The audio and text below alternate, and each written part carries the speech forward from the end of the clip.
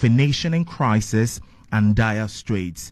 But he pledged to fix the problems and take every step to reset the economy and put the country back on a progressive path to full recovery, as he said.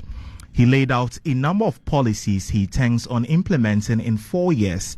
The minority, in response to the State of the Nation address, has said it did not address the true state of the economy, denying some of the figures quoted, and that was a cocktail of lamentations, complaints, and blame shifting.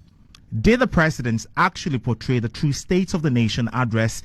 Biggest question we'll be seeking to prosecute on the show this morning with my incredible guest who would be joining me very soon for us to dig into the meat on the plate. Again, did the president proffer feasible and practical solutions to the challenges ahead? Well, those are all questions that we'll be seeking to find answers to, really burning question. Before I introduce to you my guest and have a sense of who is joining us in the studio this morning, I also once again want to bring you some significant excerpts of the State of the Nation address so that you are aligned and exactly on what the president said, what we'll be looking on the show this morning. So we will bring in you some really significant excerpts from the SONA, as many would like to put it. Take a listen. Ghana's sports sector, once again, which was a shining example of excellence within Africa, now finds itself at a very critical juncture. Historically, our nation has been celebrated and has had remarkable achievements in boxing, football, and athletics. Unfortunately, this is no longer the case.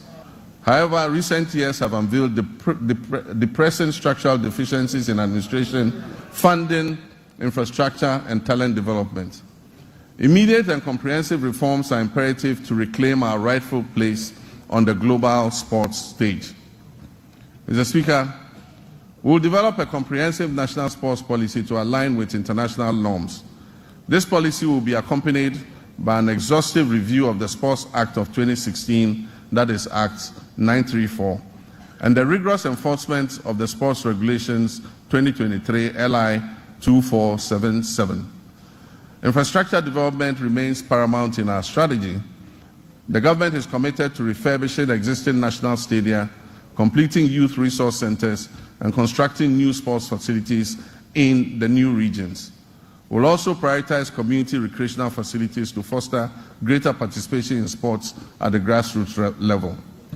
Recognizing the critical role of youth development, we're implementing a significant overhaul of grassroots sports with the establishment of the School Sports Authority.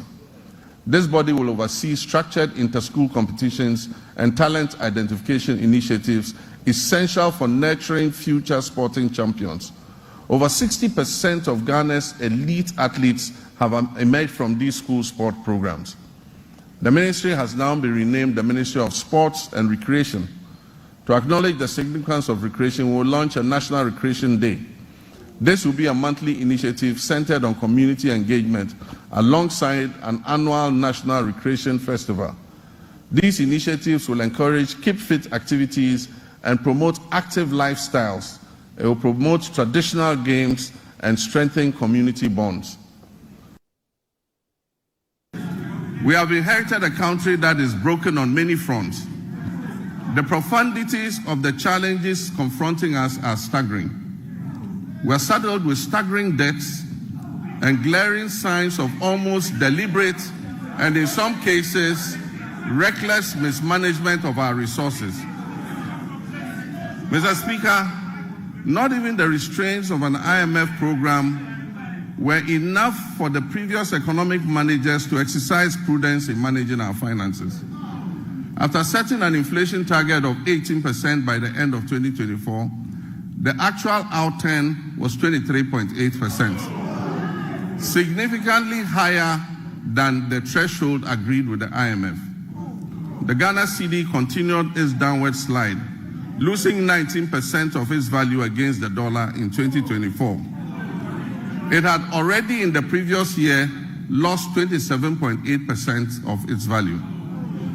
In addition to the public debt, which amounts to a staggering 721 billion cedis,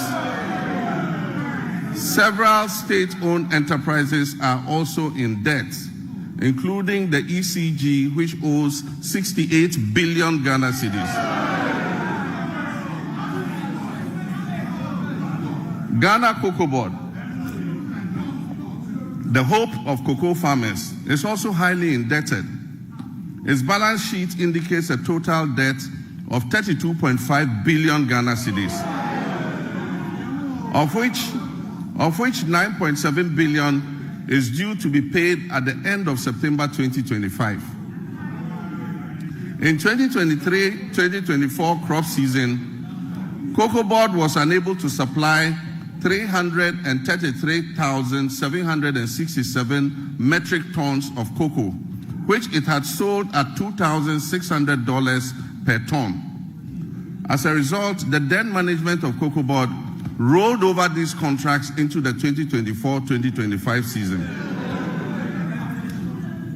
Honorable members, Mr. Speaker, this implies that for every ton of cocoa delivered this year, in fulfillment of the rollover contracts, Cocoa Board and Ghanaian farmers are going to lose $4,000 in revenue. Mr. Speaker, as I address this Honorable House, Cocoa Board has supplied 210,000 tons out of the rolled over contract, resulting in a revenue loss of $840 million for both Cocoa Board and the Ghanaian farmer.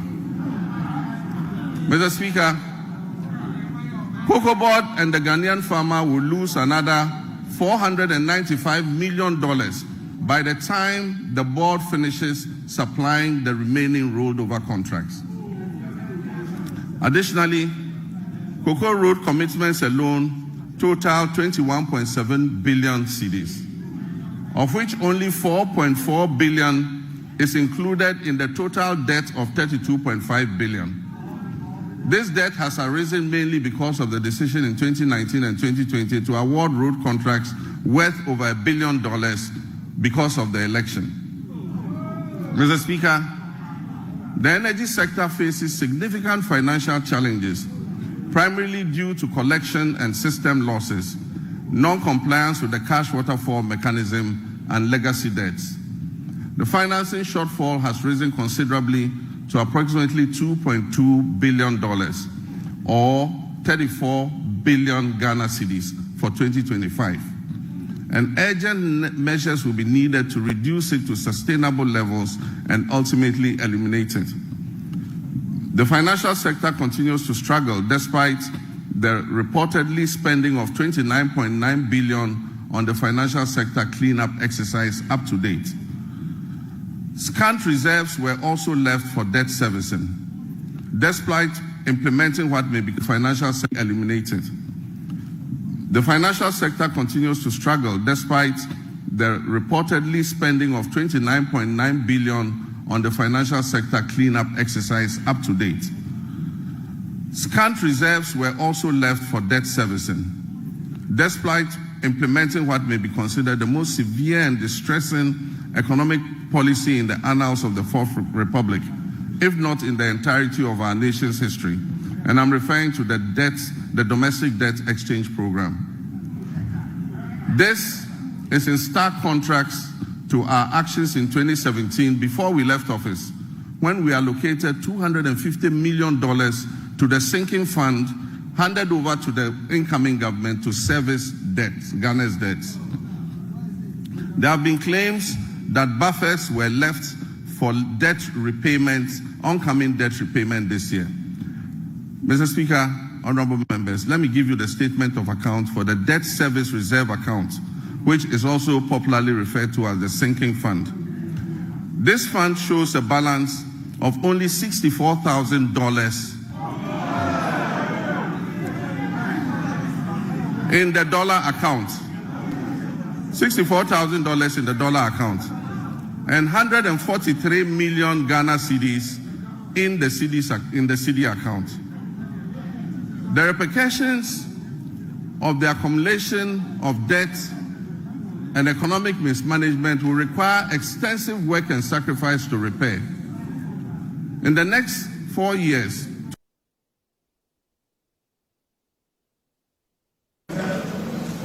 On the 21st of February 2013, you notably said, quote,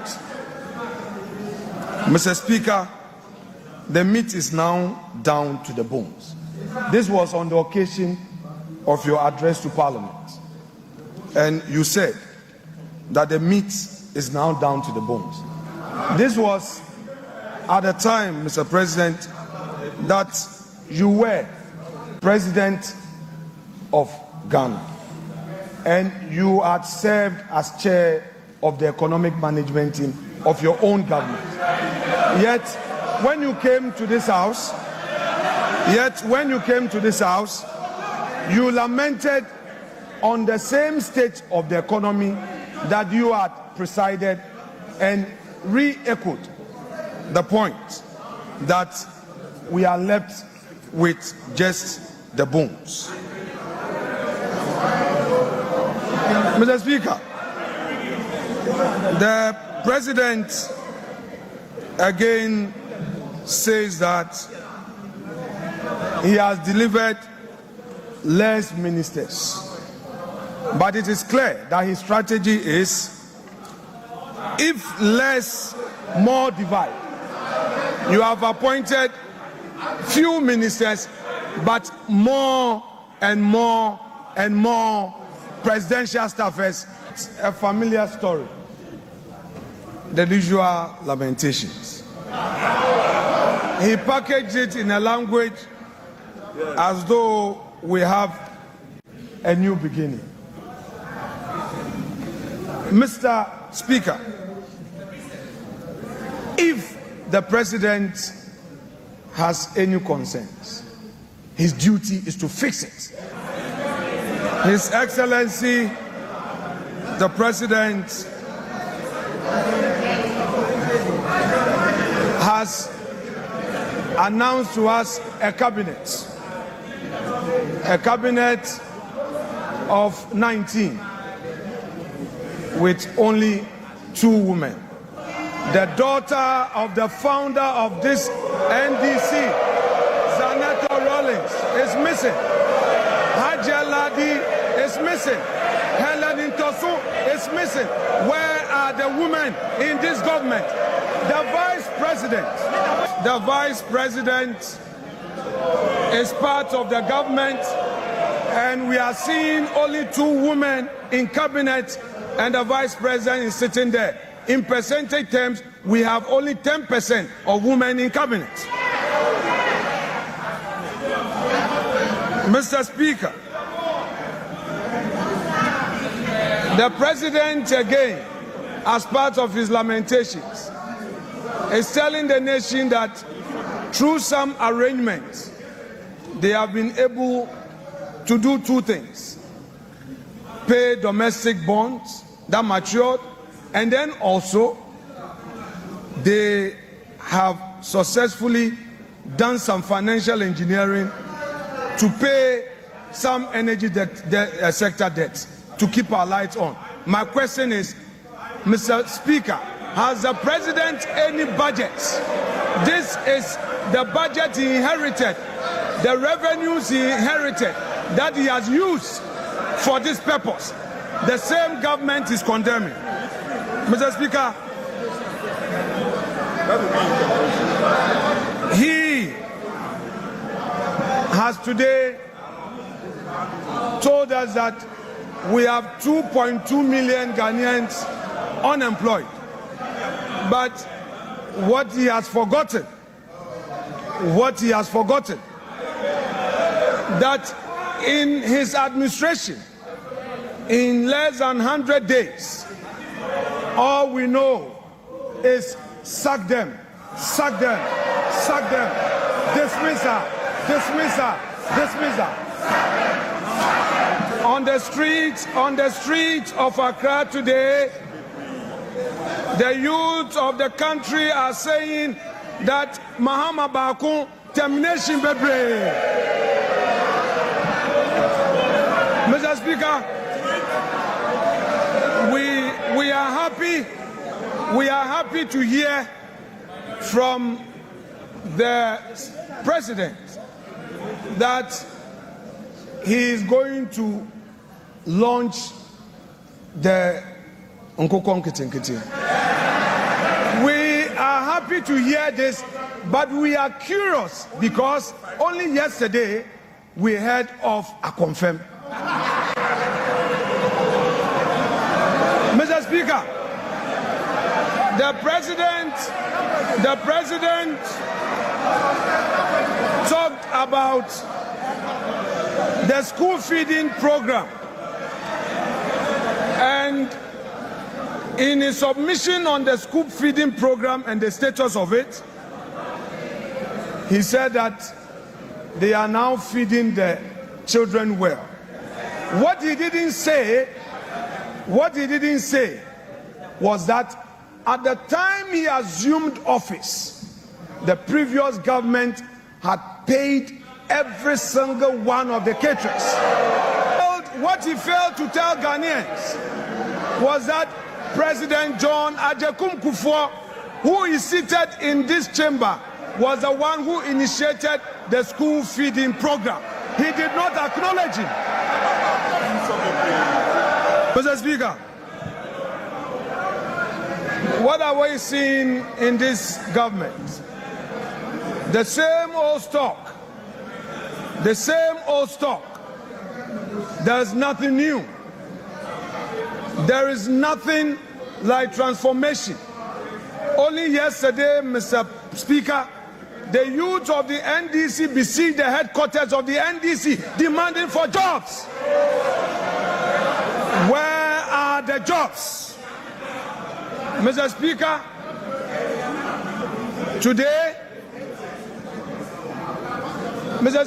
today we are seeing the 184 or so filling this chamber, the 183, plus the independent MPs who have caucused with the NDC. Today this house is full, but Mr. Speaker, Mr. President must know that the majority is frustrated. They don't come to the chamber because there are no jobs for them. What we have heard today fails to acknowledge the strides made in the last 8 years. Mr. Speaker, the president failed to acknowledge that he came to meet a peaceful and a stable country. Two, the president failed to tell us that he came to meet a public and civil service that the government, in spite of all challenges, was able to pay consistently. Mr. Speaker, the president failed to tell us that in spite of all the crisis, consistently the Akufo-Addo government was able to increase wages, and the minimum we did was 11% as compared to his 10%. Already the conversation, it's already beginning to pick momentum in the studio. But that was the sound of the minority leader in parliament making his remark right after the president of the country, John Dramani Mahama, delivered his first State of the Nation address after taking office on the 7th of January 2025. Earlier, you also heard the president painting a picture of the State of the Nation address. This is still the forum on Asaase 99.5 in Ekua. It's also live on Asaase 98.5 in Kumasi, 99.7 in Tamale, Asaase 100.3 in Cape Coast.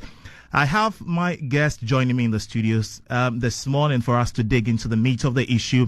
We're going very heavy on the State of the Nation address. A lot of things to unpack, a lot of things to analyze, a lot of things to really and truly unravel this morning. So let me begin. We have at least 5 guests who are joining us in the studio this morning.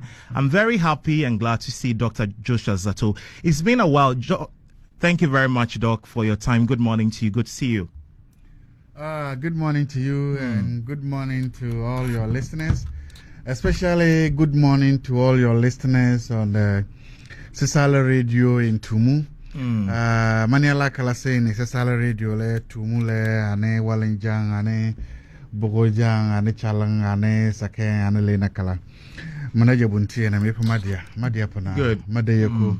Jadang lakolabo yala wasasi gunji President Mahama Asobulala.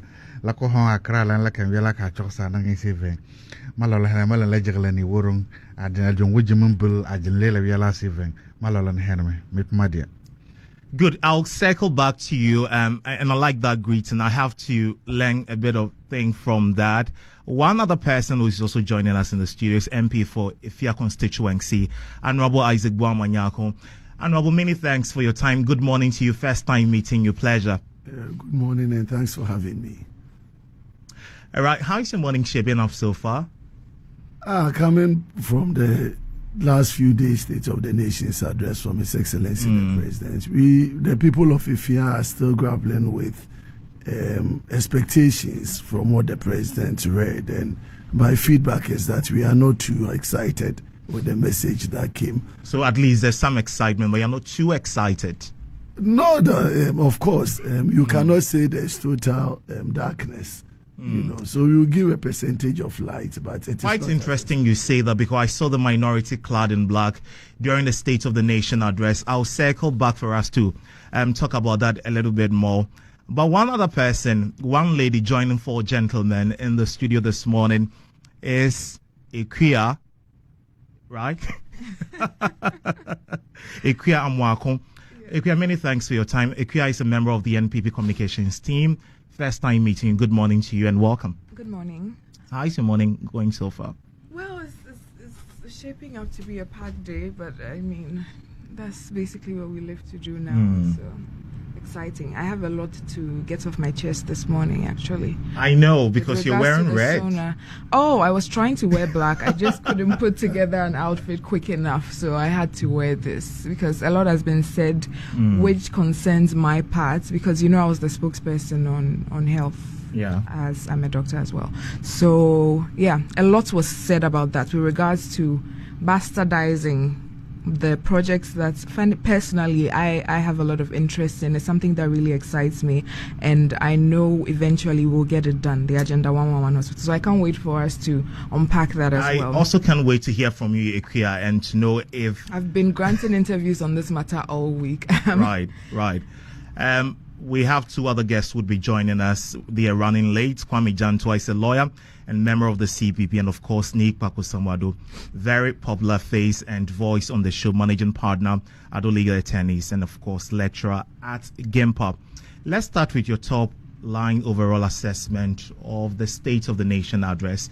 I'd love to begin with you, Dr. Joshua Zaato, for very good reasons to me. Maybe I'll not disclose on the show now. But Doc, what is your assessment of the State of the Nation address as a political scientist and somebody who watched the president on the floor of Parliament deliver a 1 hour, 30 minutes of what he calls the State of the Nation address? Once again, thank you. First of all, I am happy that these things are becoming very ritualistic, that we can afford to take the State of the Nation address for granted, that we will know that it will happen every 4 years, and that the president will move there. They're becoming part of the rituals, of the political rituals of this country. Do remember that there are some countries and there are places that they don't have things like this. There's some countries that you even have a president come and talk to you or address Parliament. And these are all part of the things, rituals we are doing that are deepening our democratic process and deepening our governance process. I was happy to see the former president there. Jack was there. Former vice president was there, right? Was the former there was Nana couldn't make it, yes. So again, and a lot of former people. So that is also good. That is also the guy that he competed with in the last election was there to also honor it. It also helps in some kind of. I mean, some people say, "What is unique about Ghana?" Well, that is what is unique. Even the Americans don't have that. If you go to America, the State of the Nation address, you don't see the former president or the leader of the opposition, or you don't see the guy that's defeated coming to the house to honor and to respect that. Here we do that. Kufuor is 90. How old is Kufuor? Yeah, approaching 90. Yeah, he dragged himself there to give some kind of honor, to give some kind of aura to the process. And we've been doing this. Again, to his credit, the former president who was doing that. He attended these programs. When we do these things, we are trying, it's kind of a torch, passing of the torch. It's ritualistic. It just says that, look, as a country, we can go out there and disagree, but when it comes to serious business, we'll do it. Then we'll come to the matter. Secondly, I think people must understand something. A State of the Nation address is a political theater. It's not necessarily meant to be a truth, a funny thing. It's not necessarily meant to be a factual thing. It's political theater, it's political performance. It's all politics. Now, sometimes it gives you an opportunity that, let's say, your opposition doesn't have. It's one of the biggest specs of the presidency. That you try to use it to define, hoping that you can define the conversation, hoping that you can shape the conversation, hoping that you can hit the high notes of what you think at the beginning. Because no other person for the next 4 years will have a platform that is even equal to this platform that the president will have. No other person.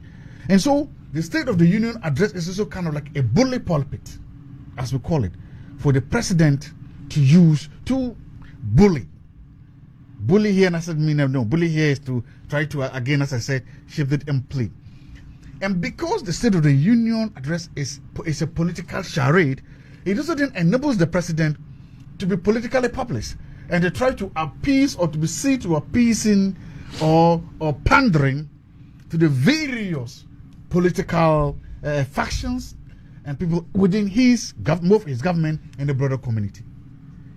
So that's what I want to see, that if you see it's what happened. That is why you mostly realize that it comes before the budget. Because then the budget then becomes, for want of a better word, becomes what is supposed to be factual. It becomes what is supposed to be real. It becomes what is supposed to be the meat. Because there you are documenting things and you're looking for funding, and the money is with legislature, not the executive. So if you sit back and then you understand that this was political theater, this was political pandering, this was political performance, then all of a sudden you then come to realize why the president did what he did. First of all, the statement, the speech was not inspiring. I've always have a problem with President Mahama's communication. He's not. I thought he was a good communicator. You thought he? Thank you. He's not. There's nothing inspiring about him.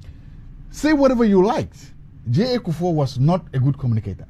Like he spoke like more like an Ashanti king, like, because we all know that Kufuor's speech is kind of my government. Professor Mills, of course, he was a professor. Akufo-Addo's English is one of the things that you just have to give it to him. You want to listen to everything Akufo-Addo is because you know where he's going to go at. Professor Mills, is he about English or delivering on the mandate? No, again, I'm talking about two different things. Okay. You are conflating them. I'm talking about the delivering. Okay. I just told you that instead of it's performance, it's theater. If it's theater, perform. That's what I'm saying. His performance wasn't up to that. But let's come to the issues and ask myself, what is the takeaway from the State of the Union address?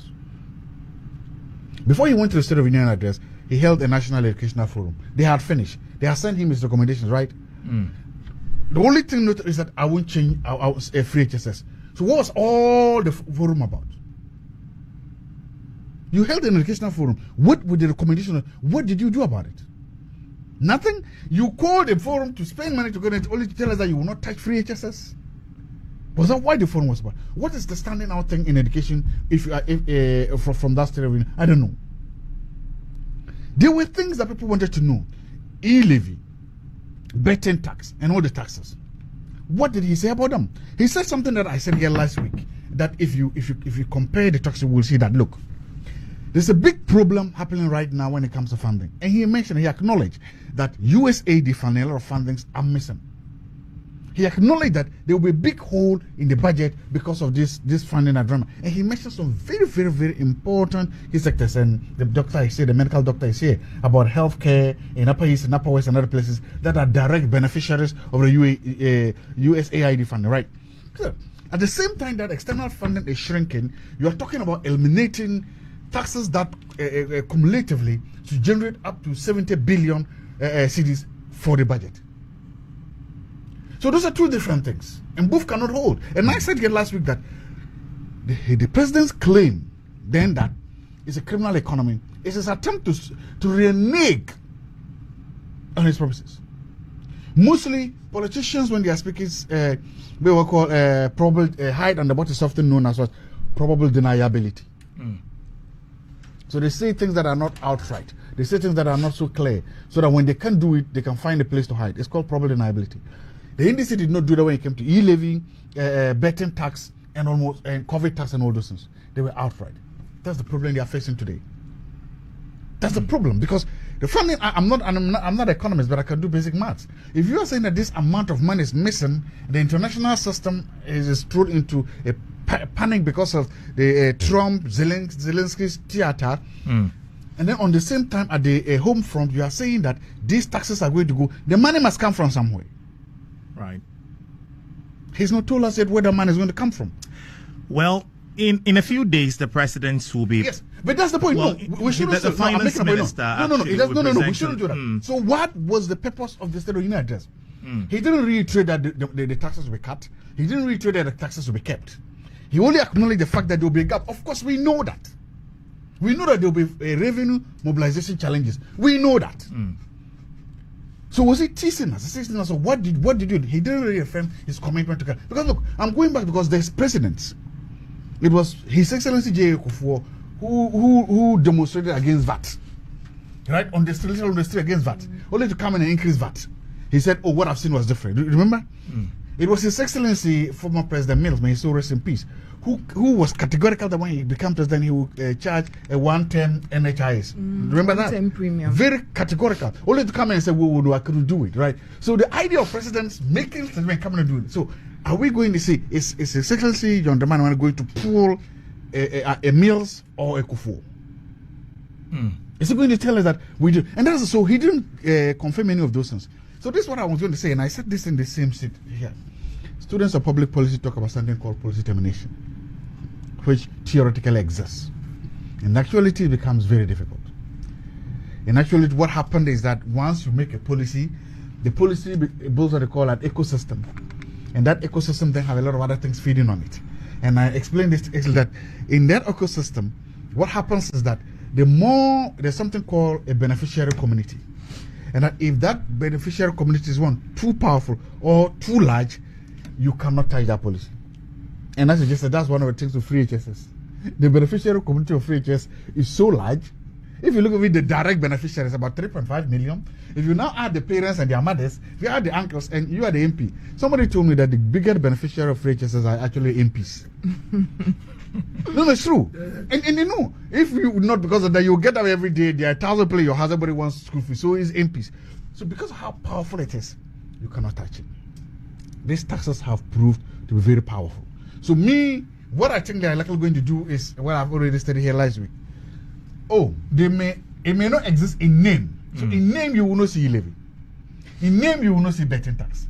But baby, in name you may not see COVID tax. But somewhere in that budget, it's a tax that was, let's say, 1% that has now been made 3% to take care of what? The e-levy shortfall. In that is, there's a tax that was 3% is now 5%. They're going to do that. Something happened after during the Iraq War. I'm going to come back. One of the military firms that was the contractors there, they were those that finally did all the what? The waterboarding and the torture and everything. They became so unpopular that when they came back, you know what they did? No. They rebranded, they changed their name. Black Hawk. Black Hawk, that was the name. They changed their name. Right now, if you're looking for Black Hawk, you will see them. They changed their name, they transformed and became better because they didn't want to pursue it. These three taxes, I'm telling you, will come here after the budget. They will be technically removed, but just watch. They will be moved to different places. Taxes will change. Sometimes places, instead of being flat, it will be dependent. So instead of saying that 1%, it will depend upon how much you spend and all. Why do you have a glimpse view into what the budgets will look like. Yes, I do. I'm a soothsayer. My name Jebuntie was given to me by a soothsayer, so sometimes I can tap into the spiritual realm. That's quite interesting. Doc, I would circle back to you for us to go into the figures and the facts of the State of the Nation address. Good. But Ekua, let me... The figures here to show you that what the president said was not true. Some of the things he didn't... Well, we'll come to that. We'll come to that because it's a bit conflicting. The NPP is saying something different. The NDC is also saying something different. What the NPP saying is what the facts are saying. Well. Let me come to Ekua. Because let me just say a quick one. If you say the sinking fund has $64,000 there, but you didn't tell us on which date you said, look, right now if you go into my account, there's zero there. But if you go inside my account on the payday, there was money there. So when was it $64,000? When? You should have given us a date. And if you gave us a date, then your finance minister could then publish that account, the date for us. Foreign reserve. So tell us on which date? On which date? Are you saying on January 7th? February 7th? When? When was it only $64,000? Already getting hated in the studio. That gives you a sense that Dr. Zaato is coming. Or this morning or yesterday before I came here, the account was zero. Then I know that we can tell him that. From Doctor of Political Science to medicine. Good one. Ekua, the NPP described the State of the Nation address as a cocktail of lamentation, blame shifting, and all of that. But is the State of the Nation address not a platform to paint a clear picture of the country, especially given the review markers is supposed to be the current state and the previous year as review markers? Okay, so again, that's very far from what actually happened. It was used as another political platform, basically, like another campaign platform. And I wasn't very surprised. I didn't expect too much from His Excellency, the President, John Mahama, because even when he took over from his own government in 2012, when he took over from the late Professor Atta Mills, isn't that when he said that it's left with the bones or something like that? So even if you take over from your own boss and that is the state of the nation you want to present, I don't think we expected anything different from him this time. And it's a very clever attempt to set the bar so low that whatever I would term it as mediocrity. However mediocre your government is, you've set the bar very low so that you don't have to achieve much, which to me is not very encouraging. That's not what we need as a country right now. We need people that are bold. You knew all the problems when you were coming in. You said all of those things. We need people that are going to come in with the will to do better and to improve, like 10x, not just to manage things a little on autopilot, take some money and leave.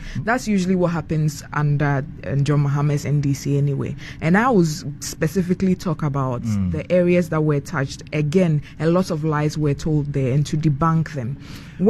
Okay, sorry, you can ask. All right, so we'll come back to the areas in specific but detail. You want me to go over... But again, you were saying that all he told us were lies. It wasn't a true reflection. But this was the economy he inherited. This is what you people... So he was painting a clear picture of what he came to meet, and he gave...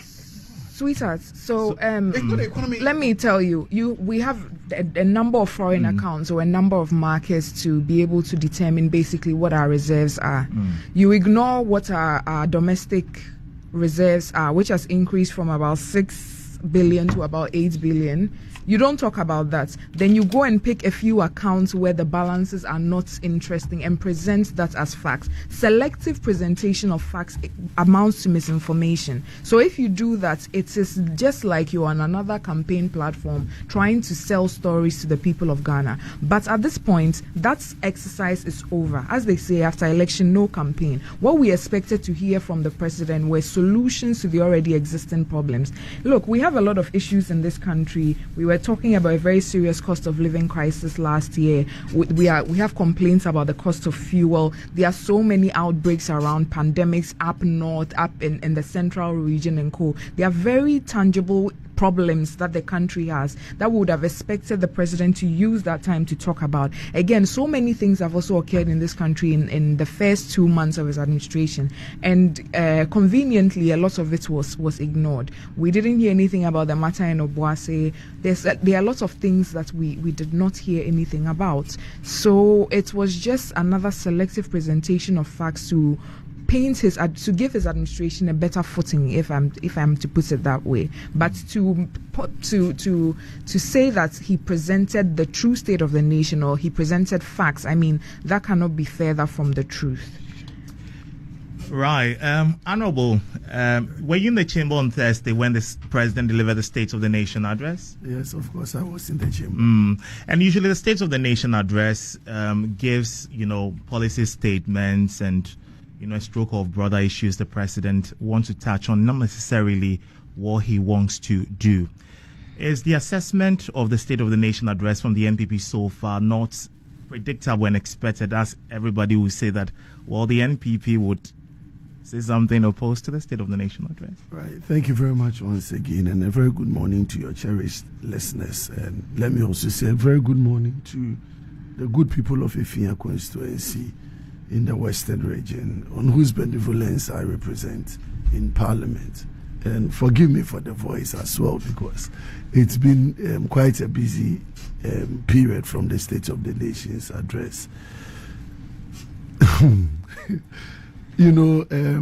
The State of the Nation's address it's a constitutional requirement. If you look at Article 67 of our 1992 Constitution, the President of the Republic is supposed to, at every session of Parliament and the closing of every Parliament, present the State of the Nation's address to the people. It's a statement to the people through their representatives, that is Parliament. And so the President came to Parliament to fulfill a constitutional requirement.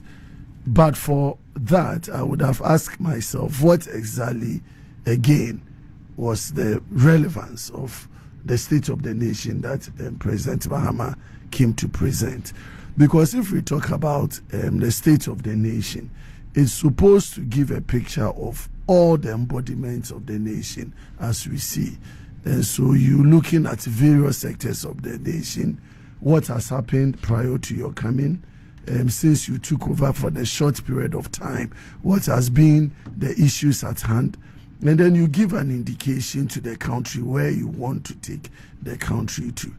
And his preliminary statements were to the effect that he doesn't want to lament, but he ended up making more lamentations than giving us hope for the future.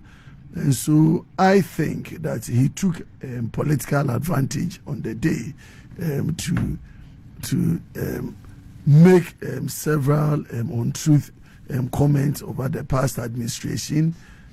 He took political advantage to minimize the expectations of Ghanaians as against the things that he has espoused in their manifesto as a political party.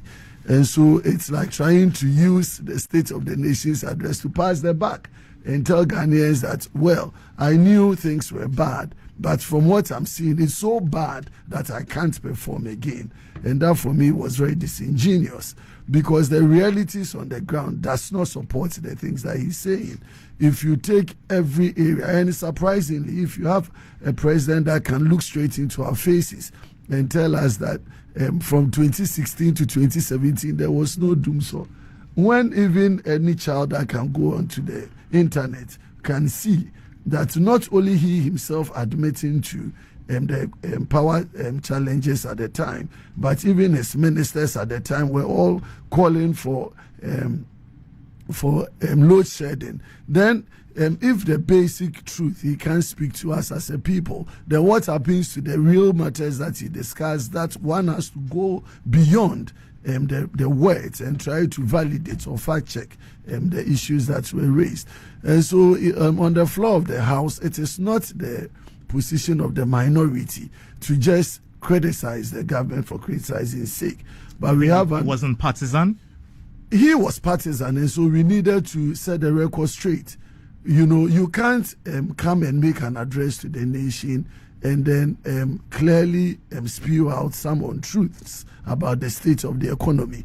An economy that is growing at about 6.7% when you're taking it up cannot be a damaged economy. He had left an economy growing at 3.5%. And so when you meet a 6.7% growing economy, that is not a dying economy. If you have an economy that could support you, the government, in making some commitment, making payments on commitments already, then that is not a dying economy. And so from us on the minority side, our expectations and the reason why we wore black was because we knew that the president was not coming to tell us anything that would give us hope. We knew that the president was not going to backtrack. If you look at the pressing issues on the day, we're talking about terminations galore. Terminations galore. Everywhere you go, people's employment are being terminated. And then you come to the State of the Nation and you don't even give any of those people hope. You don't give us a clear sense of direction as to you, the president, what your intentions are in reversing some of those decisions that your government is taking in relation to these terminations of appointments. And then how do we go from there in terms of reducing unemployment in the country? And so from the minority side, I think our black was spot on. It reflected the delivery that came on the day. And I think when we go into the deeper matters of the state of the nation, we should be able to tell Ghanaians the true state of the economy. So, and next week, the minority will make a presentation on the true state of the economy, as we see. Well, right after the president had delivered the State of the Nation address, your former finance minister, Deputy Stephen Amwa, had a presser where he also said he was presenting the true state of the nation address.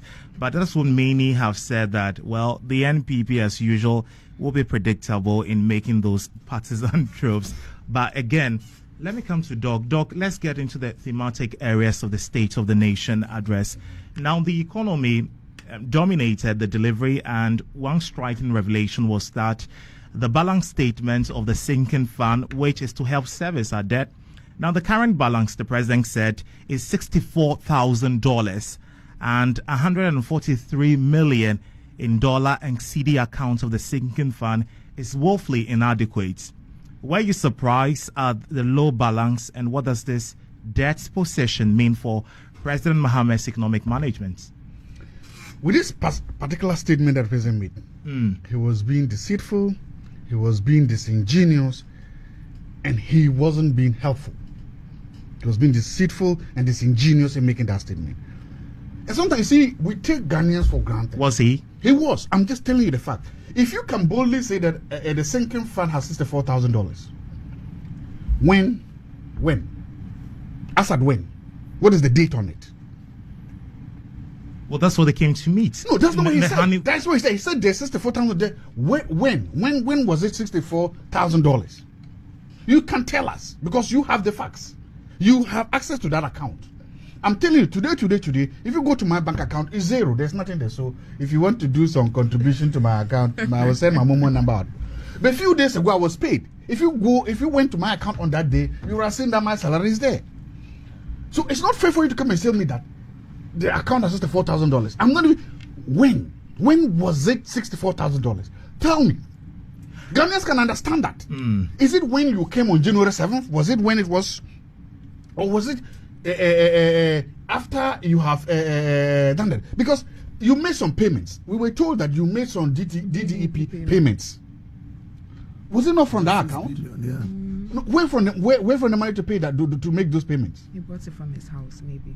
No, I want to no. You are away from that money because tell me, you made some DDP payment, then you came out to take credit only for the former finance minister. Yes, look, the monies that you're talking about was that. That's why the former, if you look, the former finance minister issued a statement and asked the same question.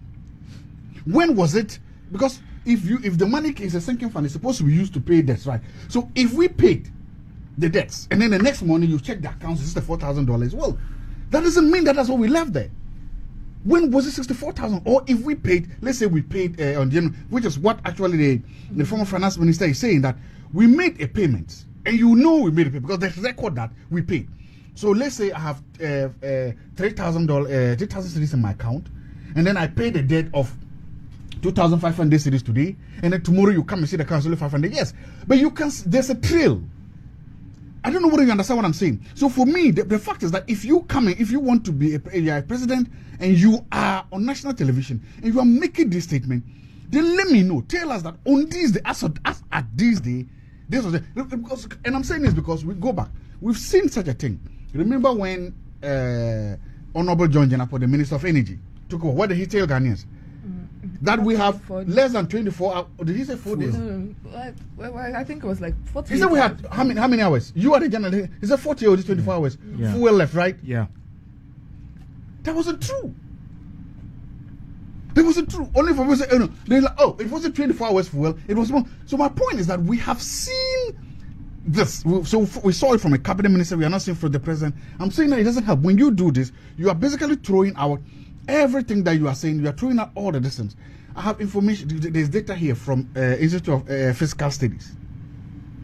Every single data you've looked at, and every single data you look at, whether you're looking at GDP growth, whether you're looking at inflation, whether you're looking at access to capital and all these things, they are all showing a positive growth rate. Look, my point is that I see mostly because I don't want to get bogged down just in statistics or distance.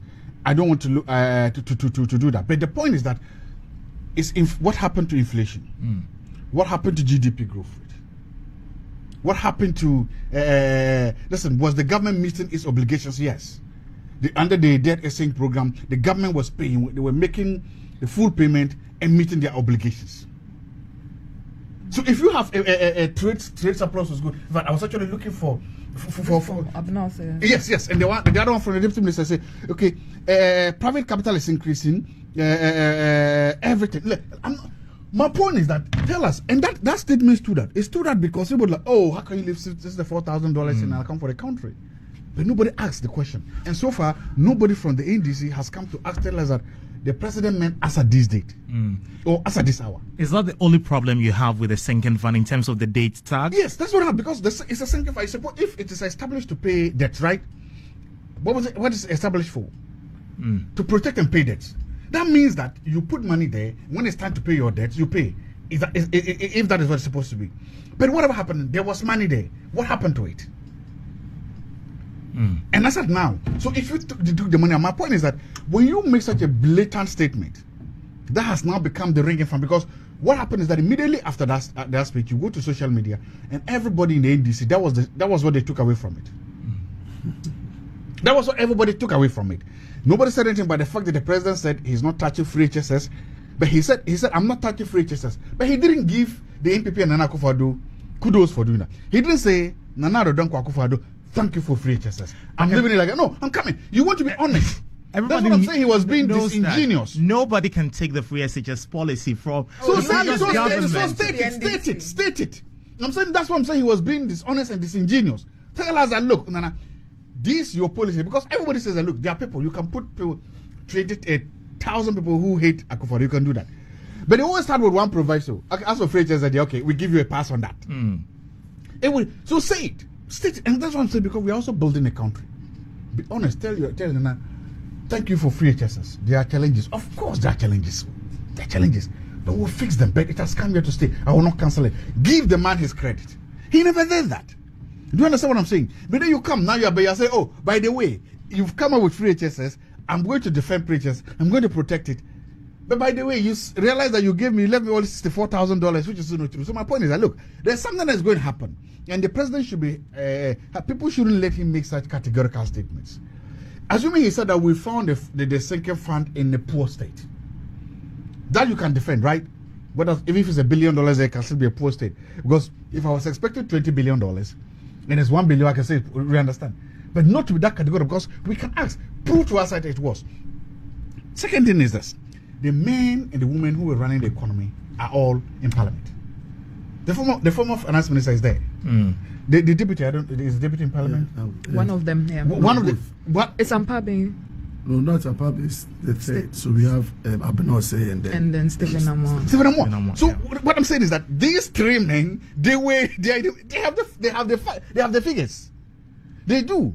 I'm sure they've changed their signatures now. They've moved, but they have. After the last day they were moving, they would have saved the screenshot. Yesterday, I spoke to the former Deputy Finance Minister Stephen Amoakoh, to be specific. Yes. And he told me that readily he didn't have the figures. So even the NPP. No, it's not readily. As at when?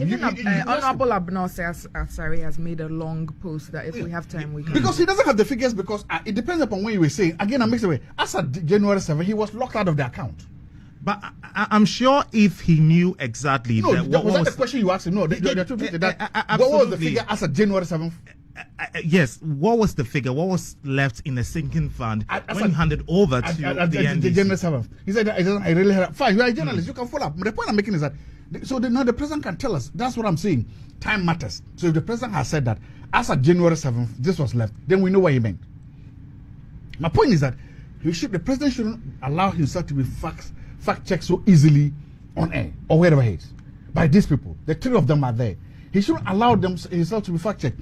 You also have other independent organizations, institutions that produce data. The IMF produces data, World Bank produces data, Institute of Fiscal Studies produces data, Institute of Progressive Governance produces data. We all have. Don't let this data now. What if, with the data finally comes out, the finance minister is going to go to Parliament.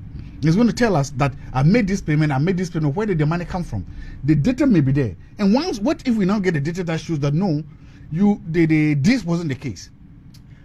Well, I guess when we get to that bridge, we'll cross. What is happening to inflation? Secondly, look, what is happening to inflation? Did he mention it? What is happening to interest rates? What is happening to the dollar rate?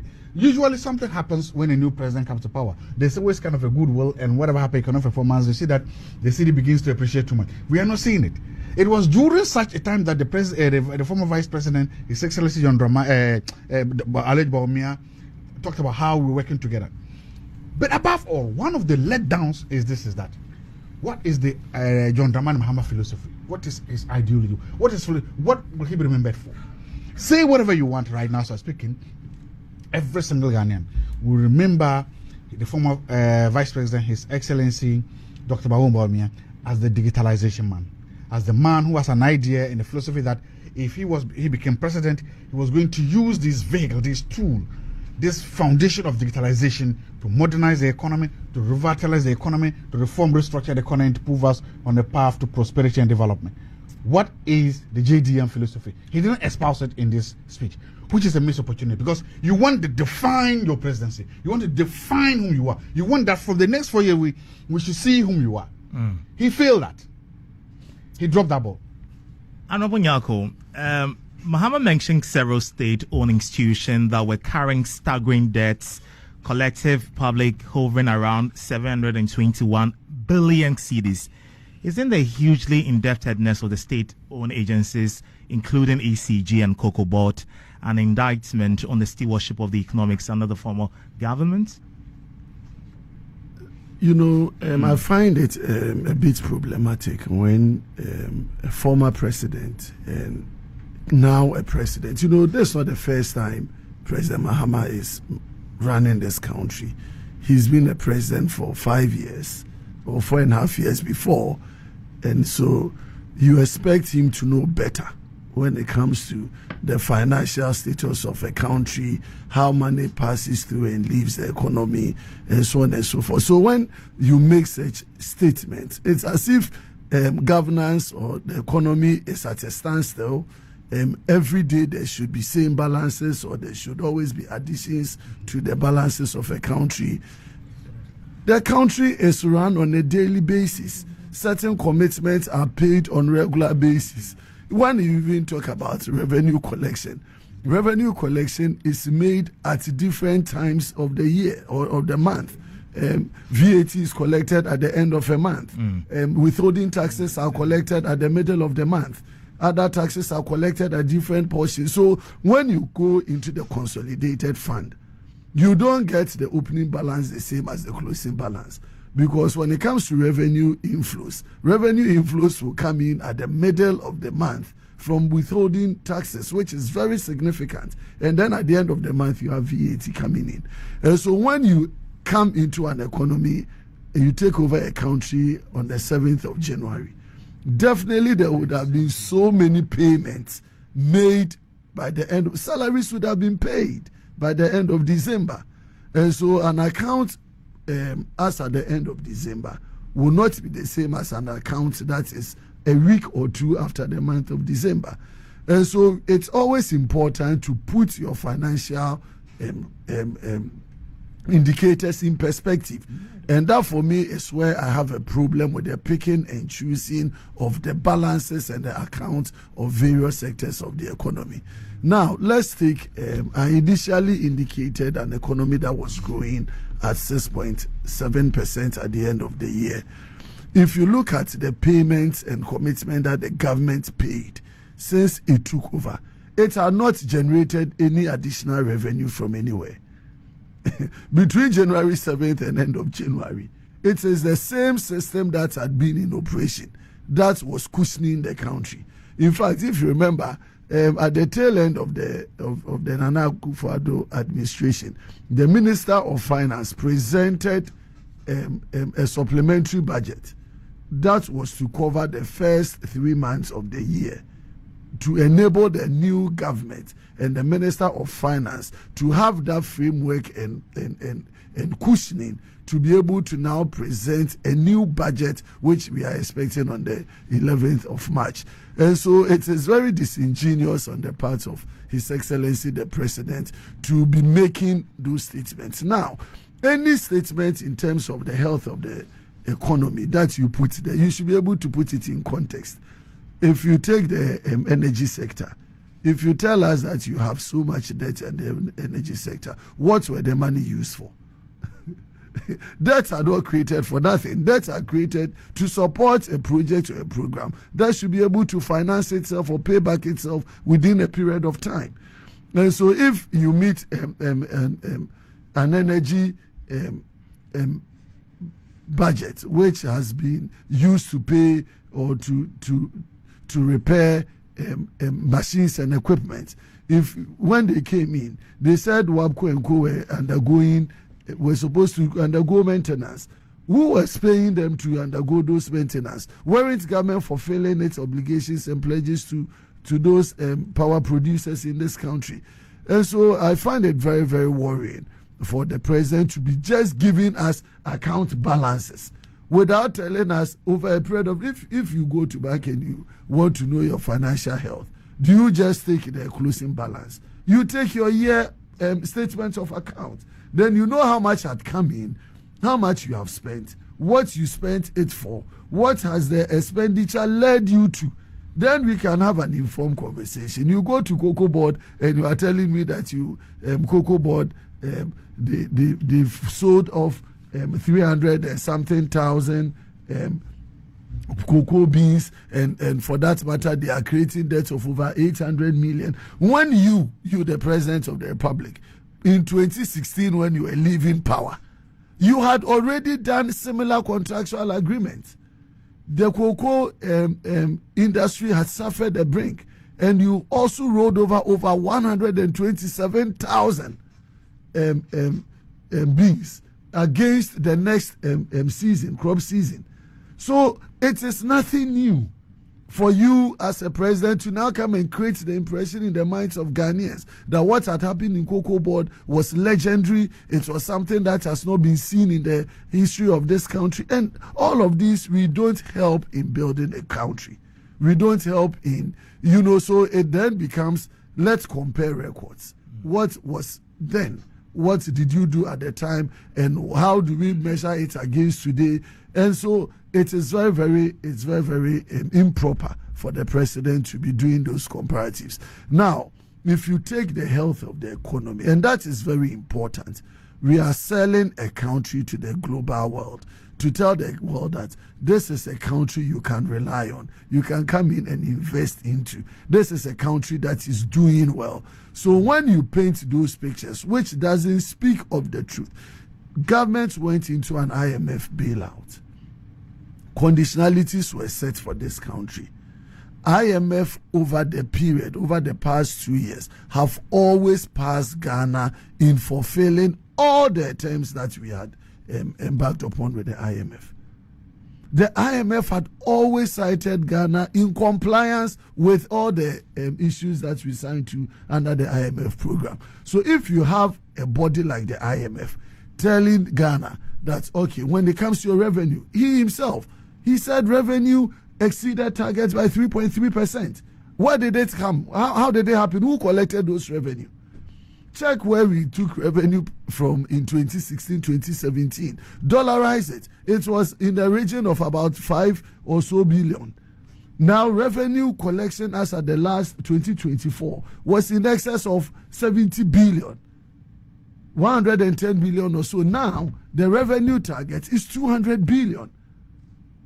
So the country is in serious progress. The economy has not slid. It is in serious progress. And so when you paint those pictures and you pick and choose energy balances, you pick cocoa balances without giving factual backgrounds, and that is where I agree.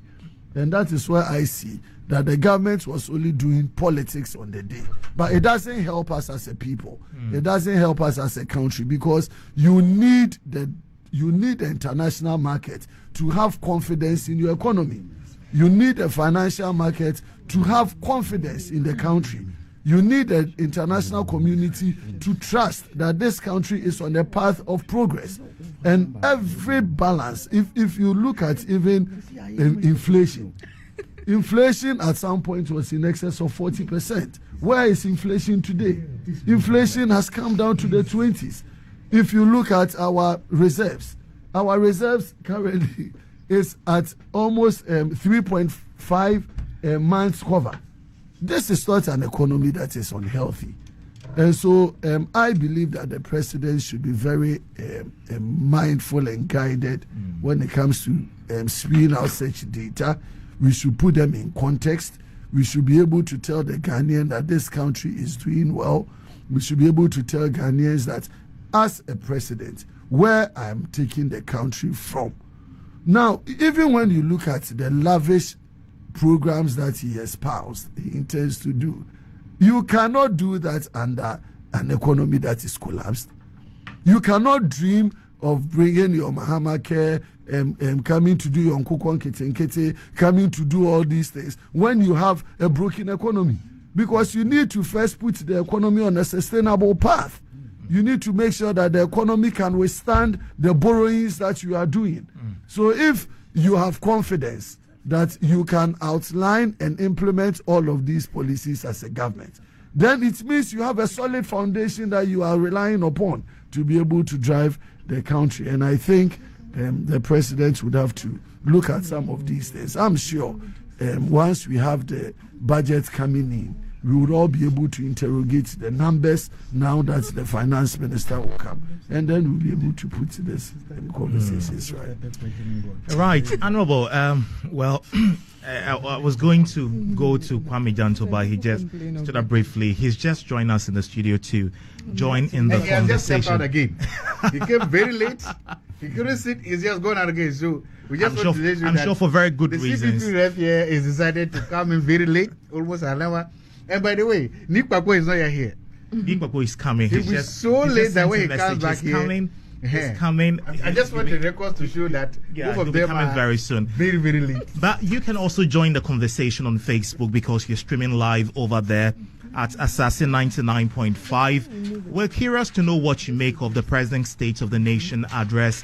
If there is anything you feel strongly about of the SONA, you can just send your comments over there.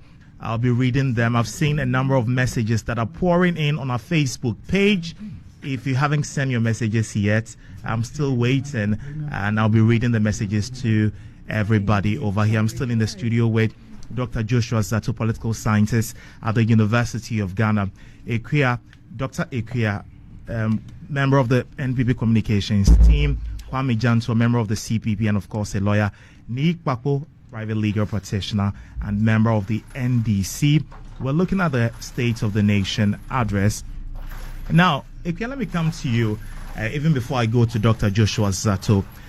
We are still looking at the energy sector, and according to the president, he said ECG collected over 45 billion cedis sector levies.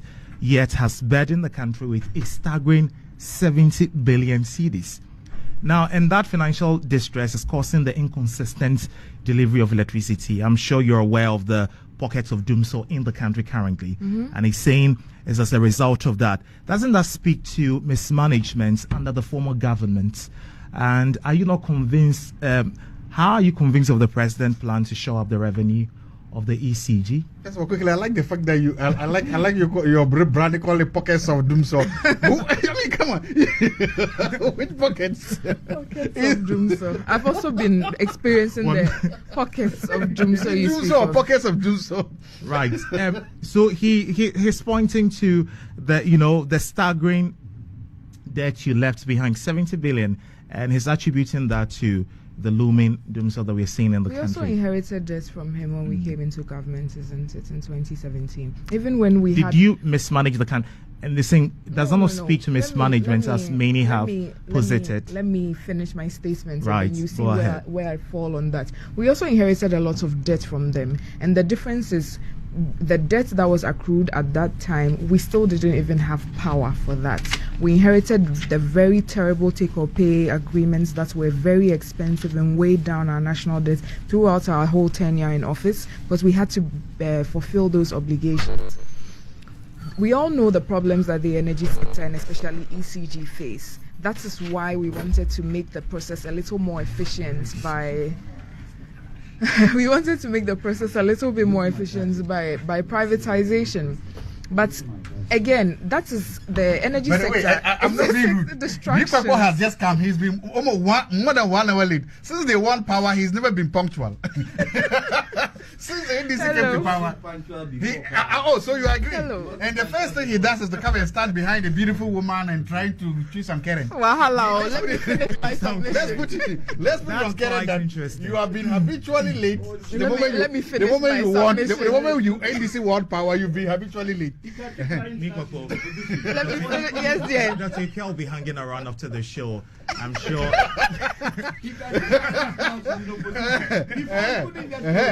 Right?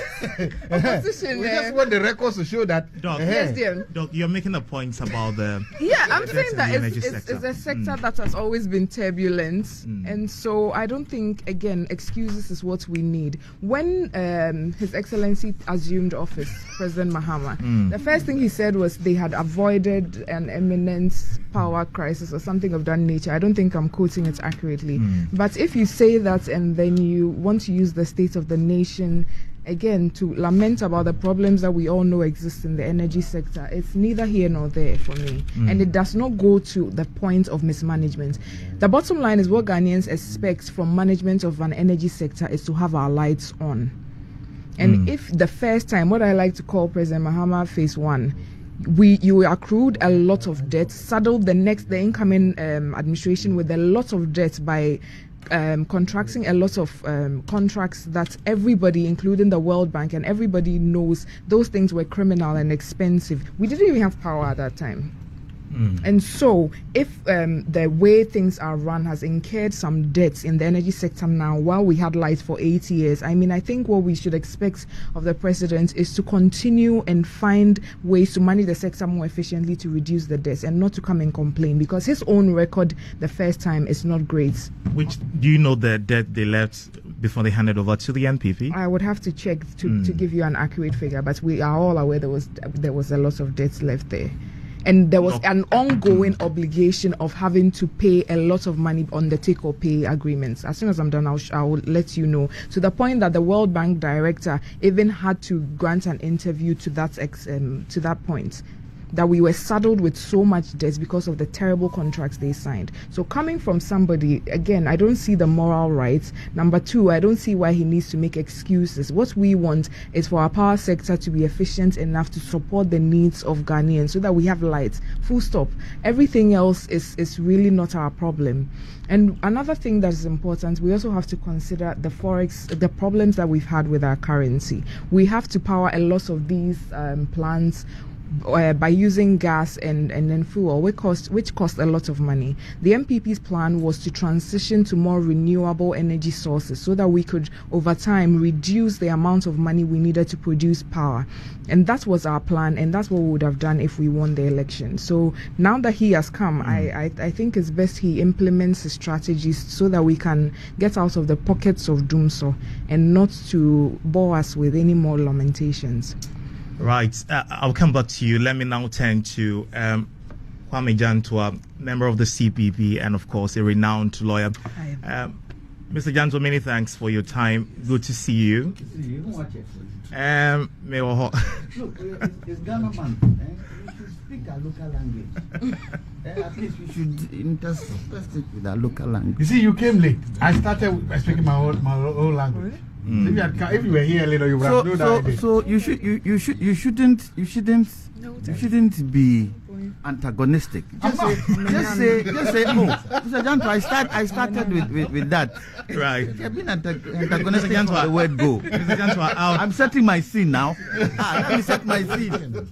Your problem. Let me set my scene. We have the full complement of our guest in the studio. Kpakpo has also joined us. Stop talking to the beautiful woman and concentrate on what you're saying. What's your problem? More gentlemen here. He's now in power. You think power now gives him permission to be when he was in power, he couldn't get close. So now he's taking advantage. And trying to trick you. Taking advantage. Well, hello. If he worries, you come and sit old man with no fine person by you. See the way you make dry. Mr. Jantuah, laughter is good for the soul. Absolutely, we appreciated the light side of this conversation because it's been a lot of heavy liftings this morning. But we are talking about the general state of the nation address. I took preliminary comments from Zaato and of course Dog. Now, sorry about that. Now, the NDC says that the State of the Nation address was a platform to paint the vivid picture of the country at the moment. The NPP, on the other hand, thinks that it's a cocktail of lamentation and shifting blame. Was John Mahama elected to come and, shift blame and tell us the problem of this country, or he was elected to fix this country? What do you think about it, Sona? Good morning to our listeners and viewers, and most importantly, our Facebook constituency. Who used the word lamentations? The NPP. No. Who used the word lamentations? Mahama, for years, you have to. President Mahama. He said, I'm not coming to lament. So what's the NPP saying he's lamenting? And tell me, 2016, 2017, when President Akufo-Addo came into power, his first State of the Nation address, what did he say? Was there no lamentations there? Is there no lamentations there? That there was nothing in the coffers? And my good friend, in his submission, indicated, if you have come, and please correct me if I'm wrong, if you have come and you have met such rot, how are you going to do what? Make it good. Didn't President Akufo-Addo also come and meet rot? Didn't he try his best to make it good? That is why we voted you in as a president. Show us. Me, I'm not really interested in this one said this one said that. What I'm interested in is the how. Is it true that we have a debt of 720 billion? Is it true? Is it true?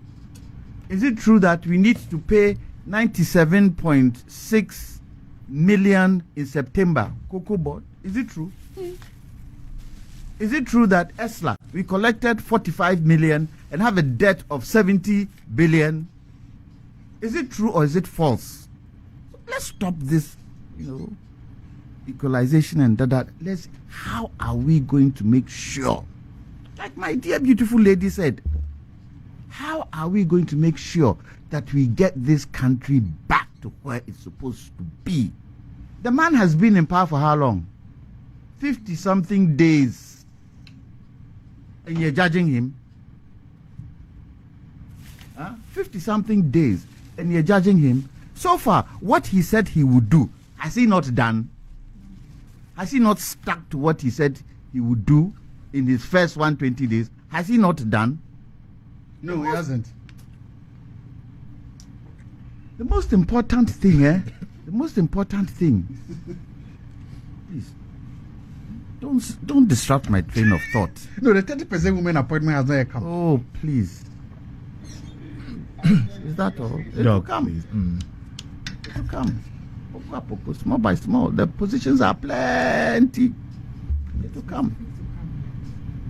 Is what? He was specific to cabinet. Whatever the case is, let's see. The good thing is that you see that President Mahama, he won't take no bullshit from anybody. Excuse my French.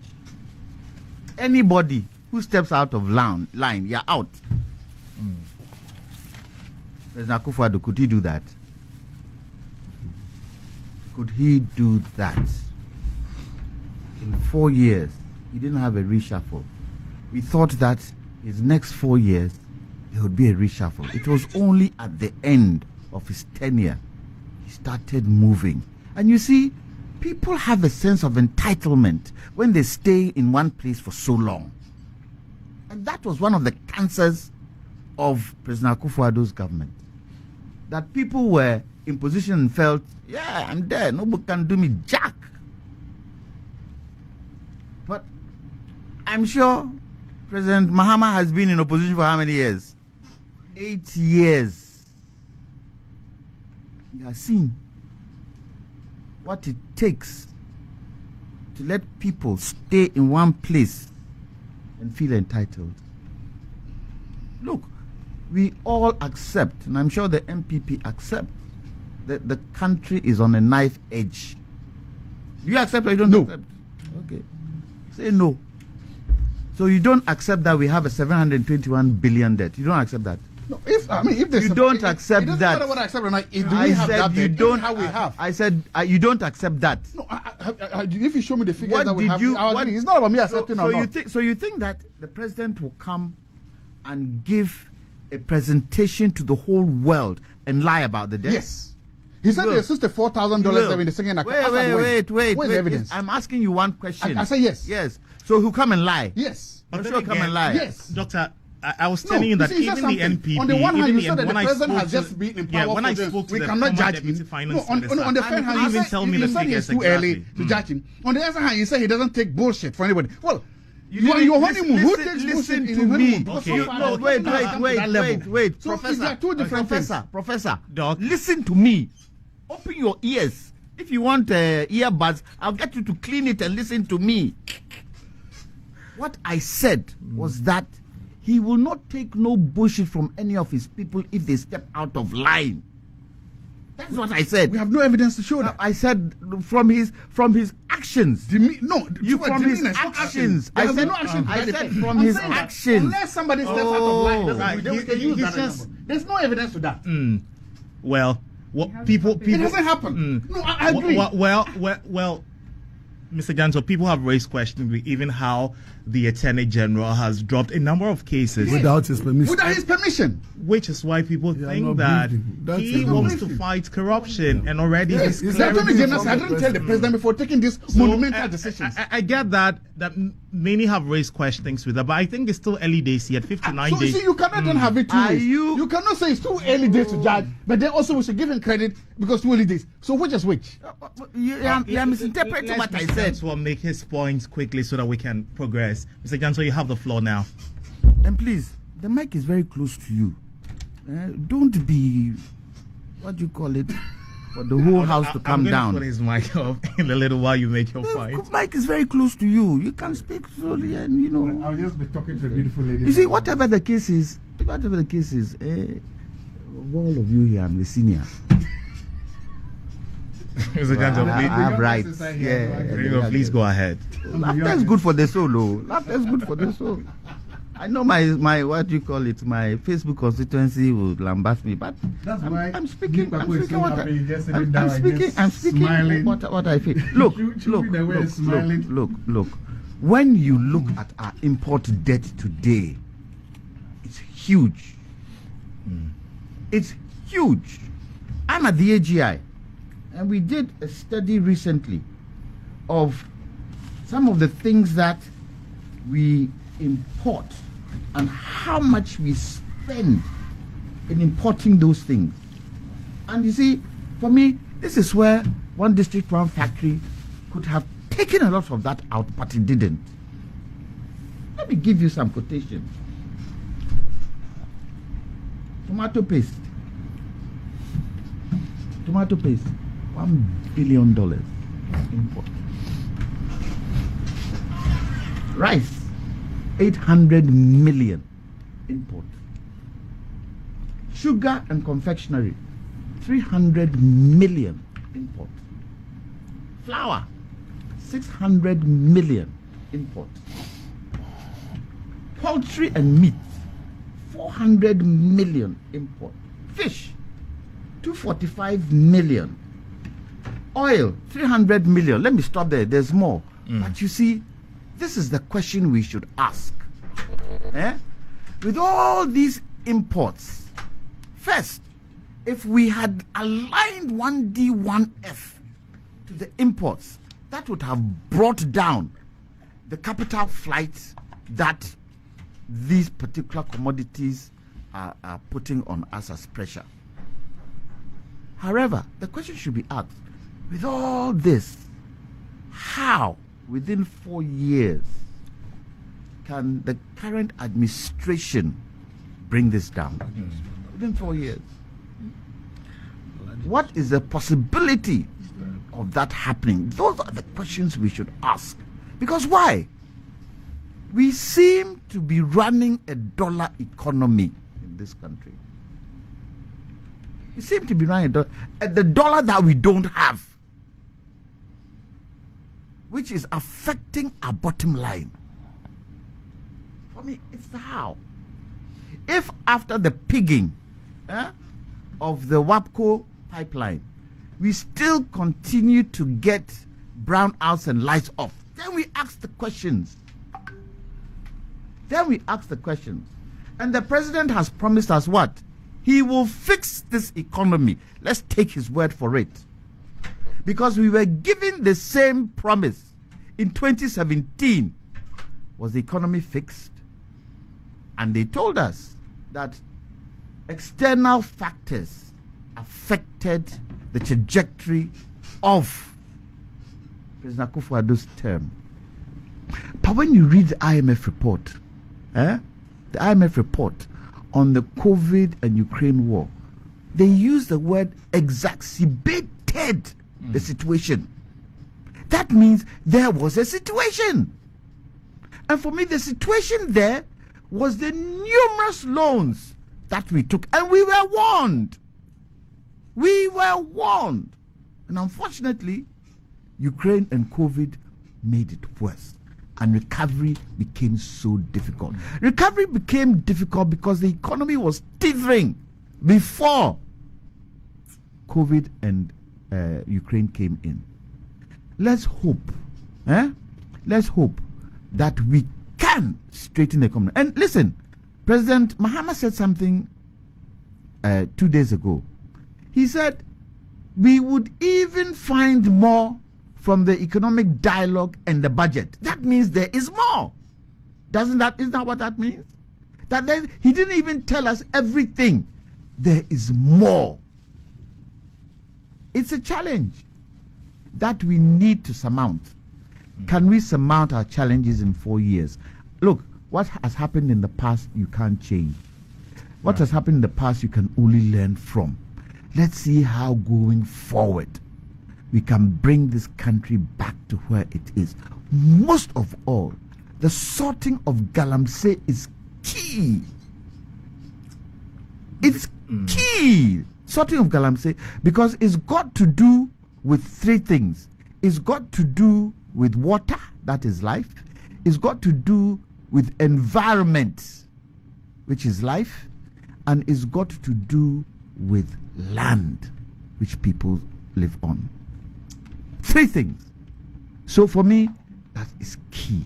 How we solve galamsey.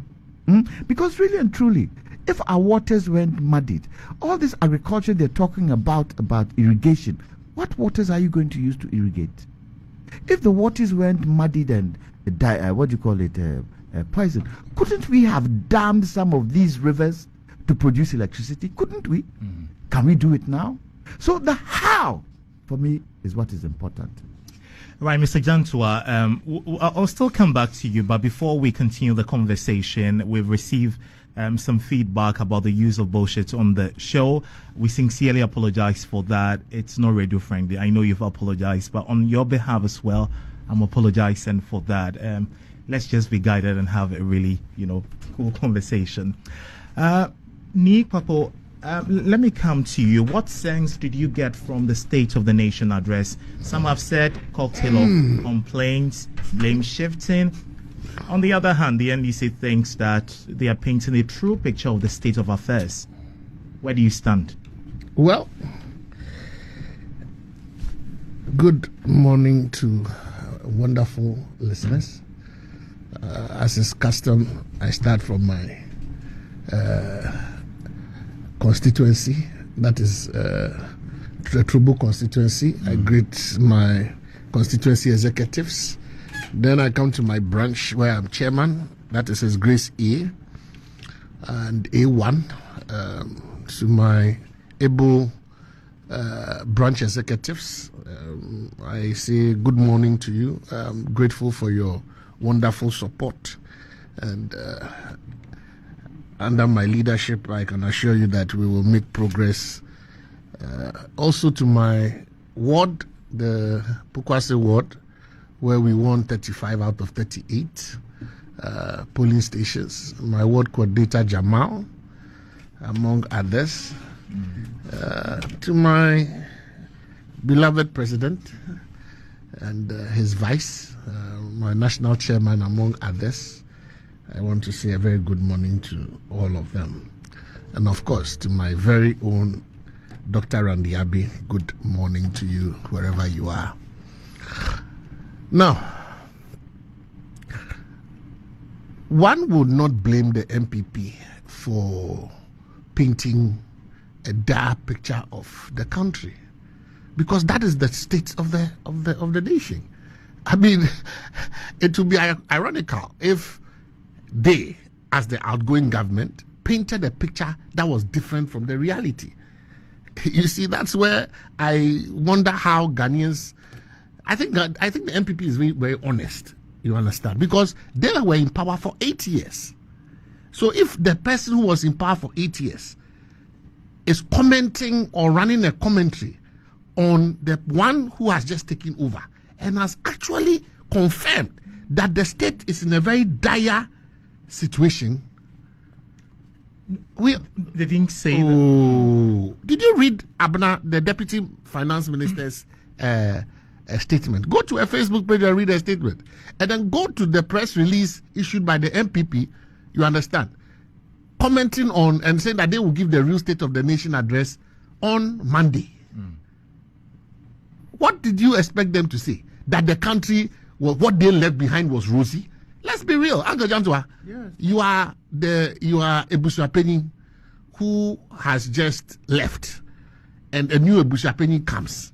And the first family meeting, the new Busuapeni says that, number one, you have left behind, or there's no, even he doesn't even accuse you, because you didn't see in any of the statements that the new Busuapeni has made, saying that the old Busuapeni is a thief, or that the old Busuapeni is corrupt. What he said was that, yes, old Busuapeni has left behind indebtedness, right?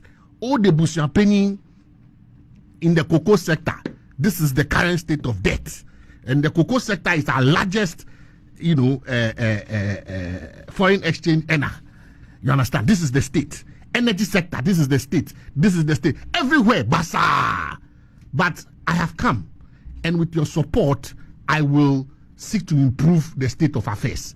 Then you, the outgone Busuapeni, comes in at the same meeting and confirms the fact that what the new Busuapeni is saying is true.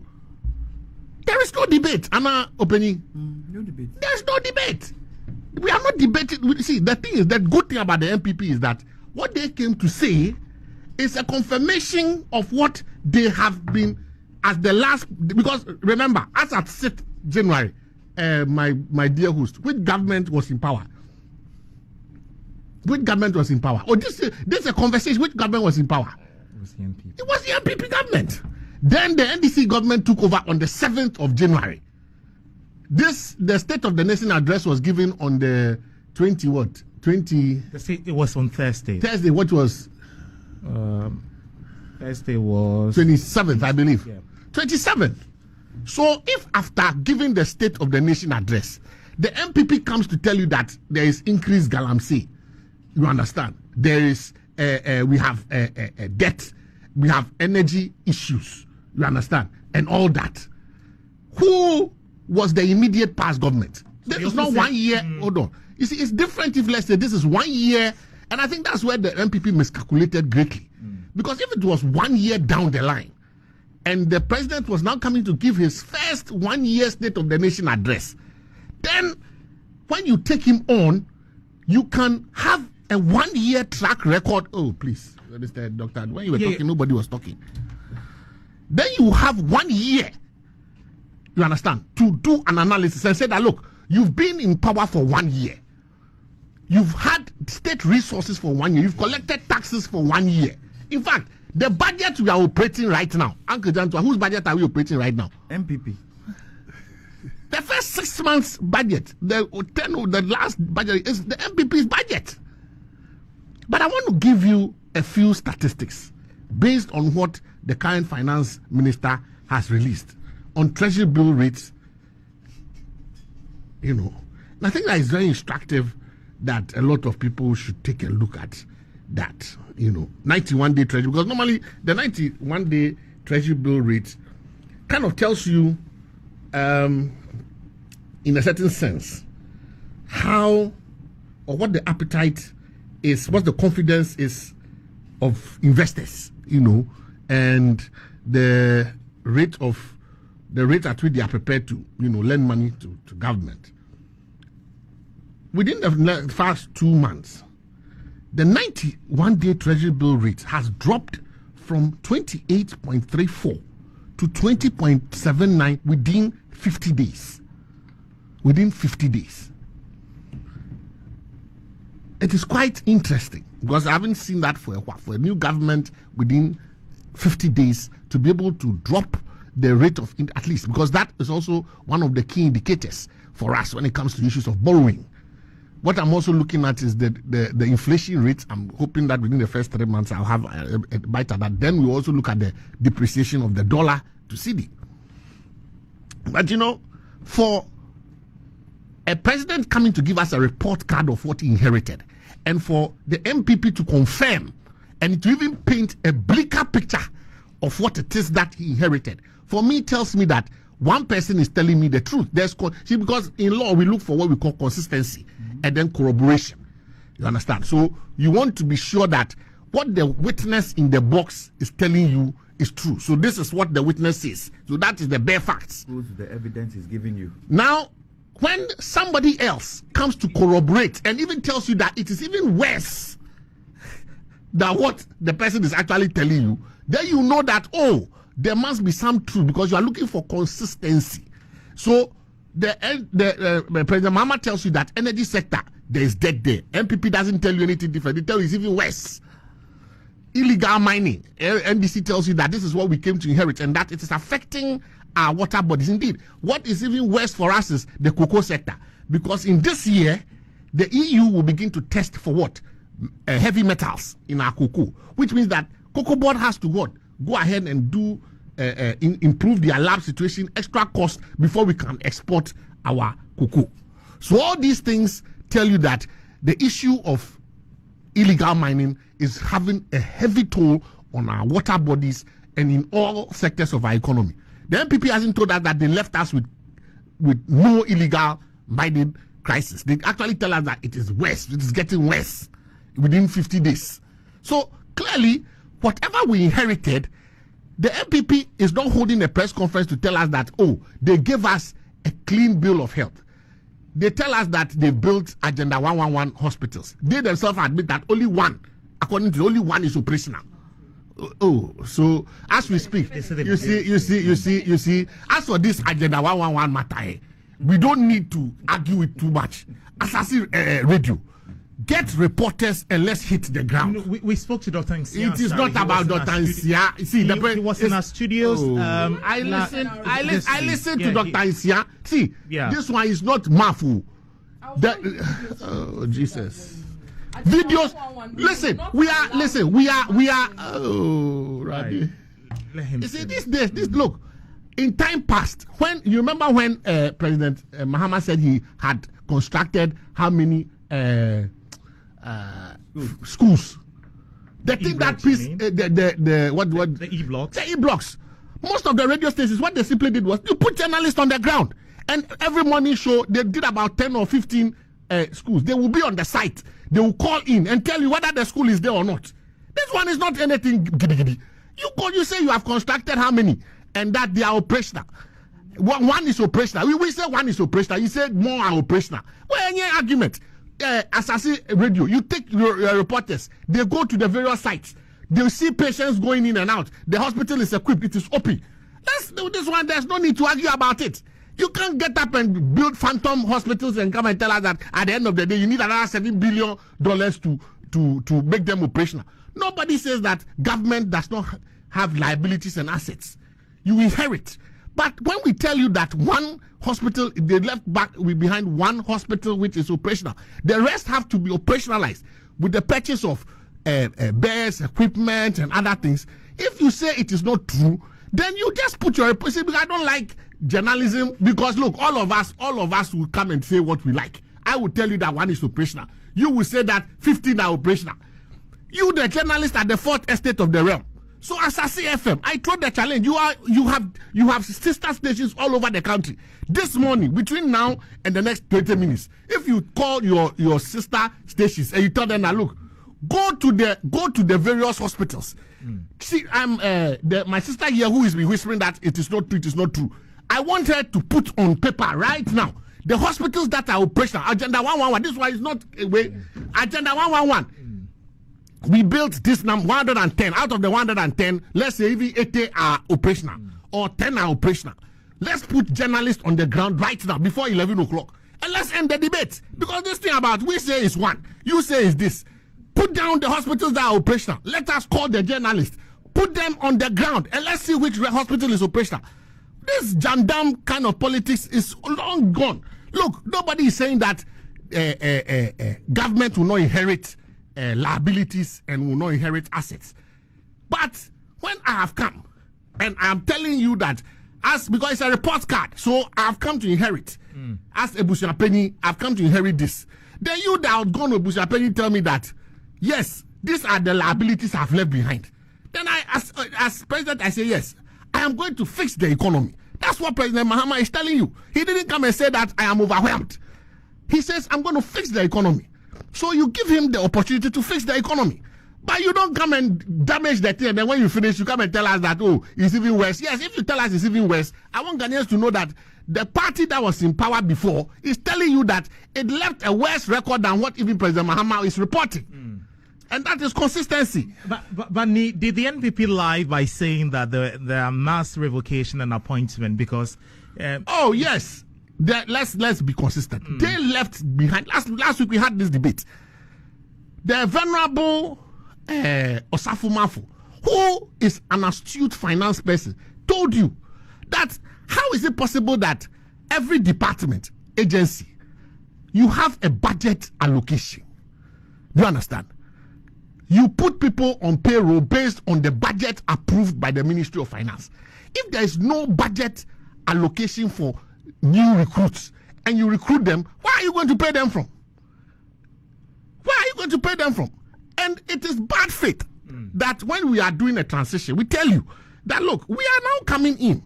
When you do mass recruitments in December, between December 7th and January 7th, you will put a strain on our budget because there is no budget allocation for those people. So hold on to new, new recruitment. You say, no, you will go ahead and do it. No problem. Mr. Osafo Mafu gave us the solution. If there is no provision for the person, your appointment will be revoked. And according to the law, it's clear. You have conditions of contract. If the conditions of contract say that you can be revoked, your appointment can be revoked with 1 month's pay, with 2 months' pay, it's as simple as that. The employer has options. If the employer looks at the terms of revocation and realizes that, look, this is the easier way out for me, he will seek legal advice and revoke. An employer has the right to fire and hire, so long as it is done within the law. If you don't understand, you go to court. And let me put this on record. In the 2017, there were mass revocation of appointments at the National Service Scheme. I have friends who were lawyers who took the matter to court. I have 2 decisions of the court in respect of these mass revocations. The court said they were regular. National Service, and there's another one. I'll send them to you for you to put out on your website. Are you equalizing? It has nothing about equalization. It's about the fact that if you are aggrieved by the letter of the chief of staff, and I know my friend Nana Asenso has gone to court. He's gone to the Supreme Court to challenge the validity of that letter. So as we speak, the matter is sub judice. Let us follow the due process. We are in power, and clearly we must have the space to exercise, and we have the executive power to exercise. If you make an appeal that, look, in certain situations we should consider, and I know that with respect to nurses, teachers, there are certain areas that the president and the minister have looked at critically, and have said that they are not going to go in a certain direction because it may have dire consequences for our economy and certain things. But it is not everybody that you can keep on, especially when you don't have the budget allocation for same. It is not realistic. And so the MPP and the persons who were appointed and slid in at the last moment must realize that clearly there would be the need to go through this exercise surgically. There's nothing that can be done about it. And then those political appointees that are still in place, do you understand? You know that you came into office by political appointment. Yet you have snuck in there and you are quiet, collecting salary. This year you collected already 2 months because the exercise that is going on has not yet gotten to you. You can argue that you want to do proper handover. I don't have a problem. If your motive is that you want to do proper handover, no problem. But if you know in your heart of hearts that you are a political appointee and you have been in power for 8 years, you are still in the 2nd month of your government having gone out of power, drawing fuel. Some of you are not stepping in the office. You are just sitting there quietly. At the end of the month, you take your side because we haven't gotten down there yet. We are coming. Gradually, we are getting there. You will be fired. So you do the honorable thing and resign so that space will be created for the NDC persons, political appointees to also take over. We cannot fight in opposition and come to power. And then you, who are not, you say you are not aligned with our vision, you still want to sit there and remain. They know themselves. If we haven't gotten to you, it doesn't mean we will not come there. We will come there. And when we come there, you will be fired.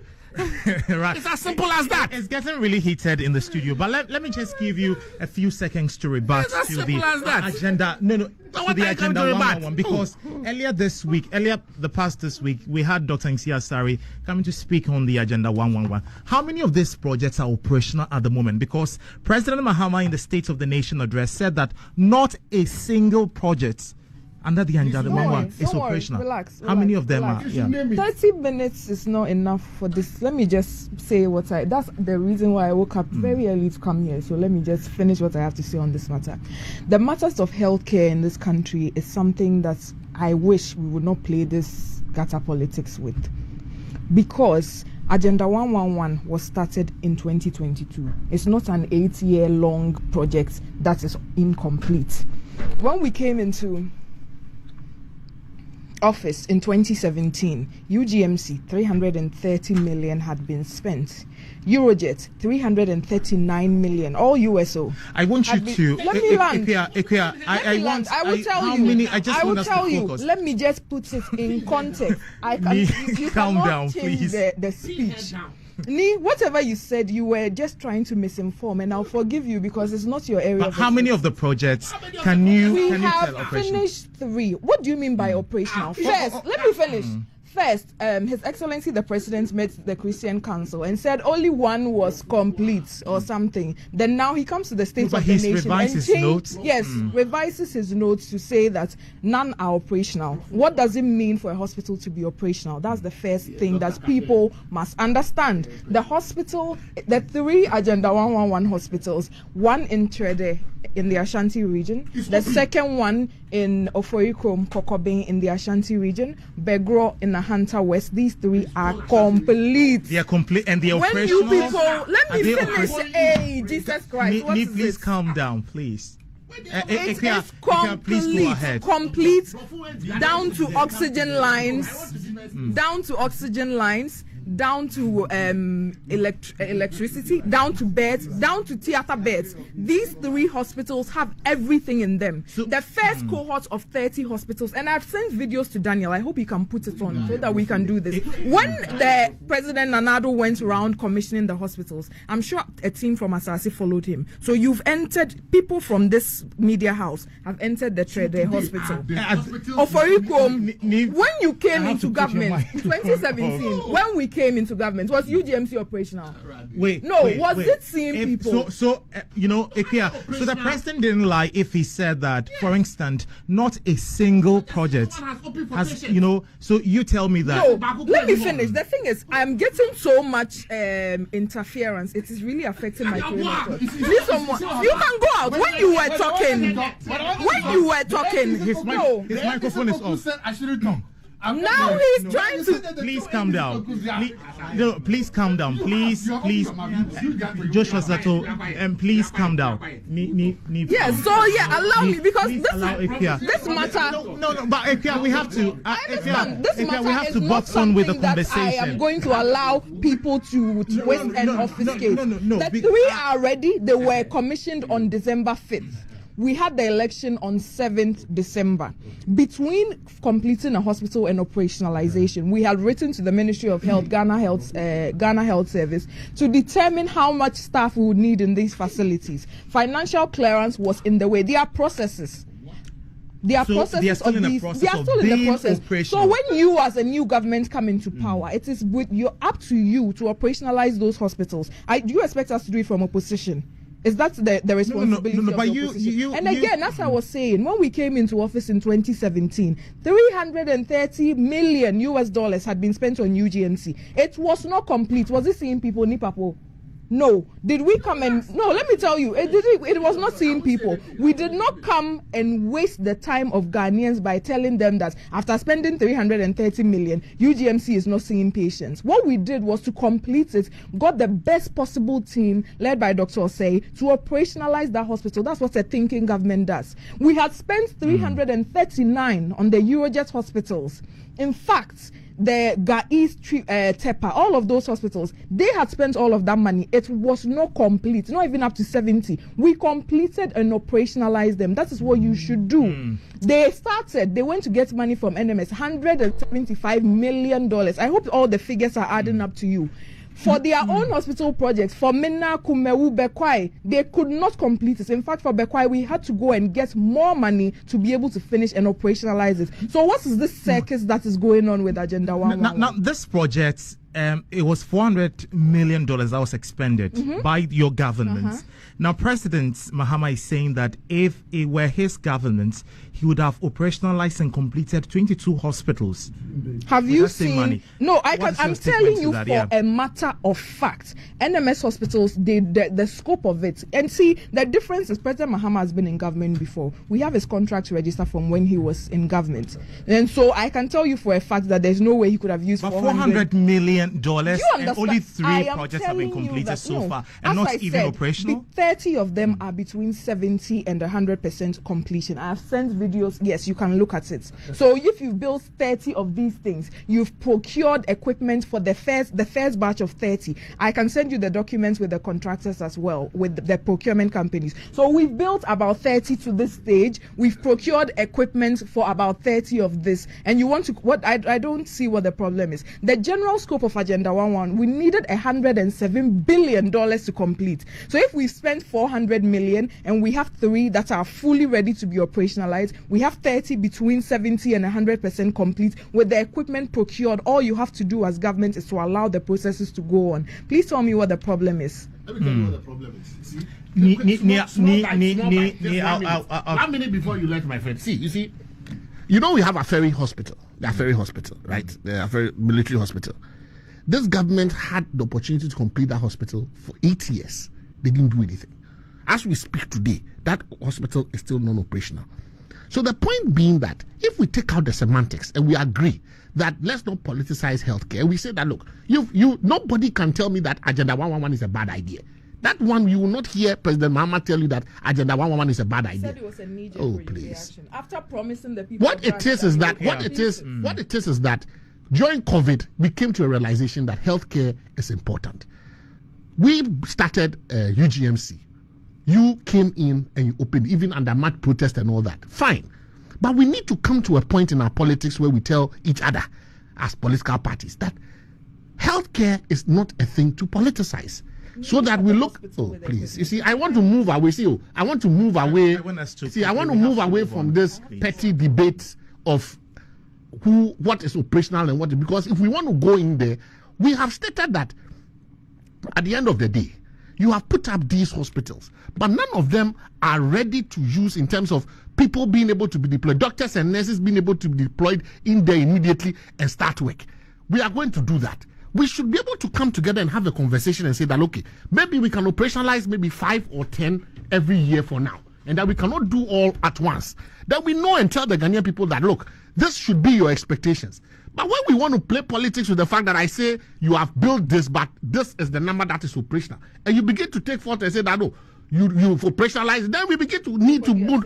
Oh. We are complete and we are and on the matter of you say there were 9 hospitals. You are quick to just talk about Aferi. We opened the East. Let me just show you. See, the story of health when it comes to MPC and NDC, you people don't have any. So let me are you actually going to compare yourself to us and say that you can you be by your let's there was Gais, there was Wa, there was Nsoko, there's Tepa, there's Chifo Praso, there's Konongo Odumase, there's Salaga, and there is Seria.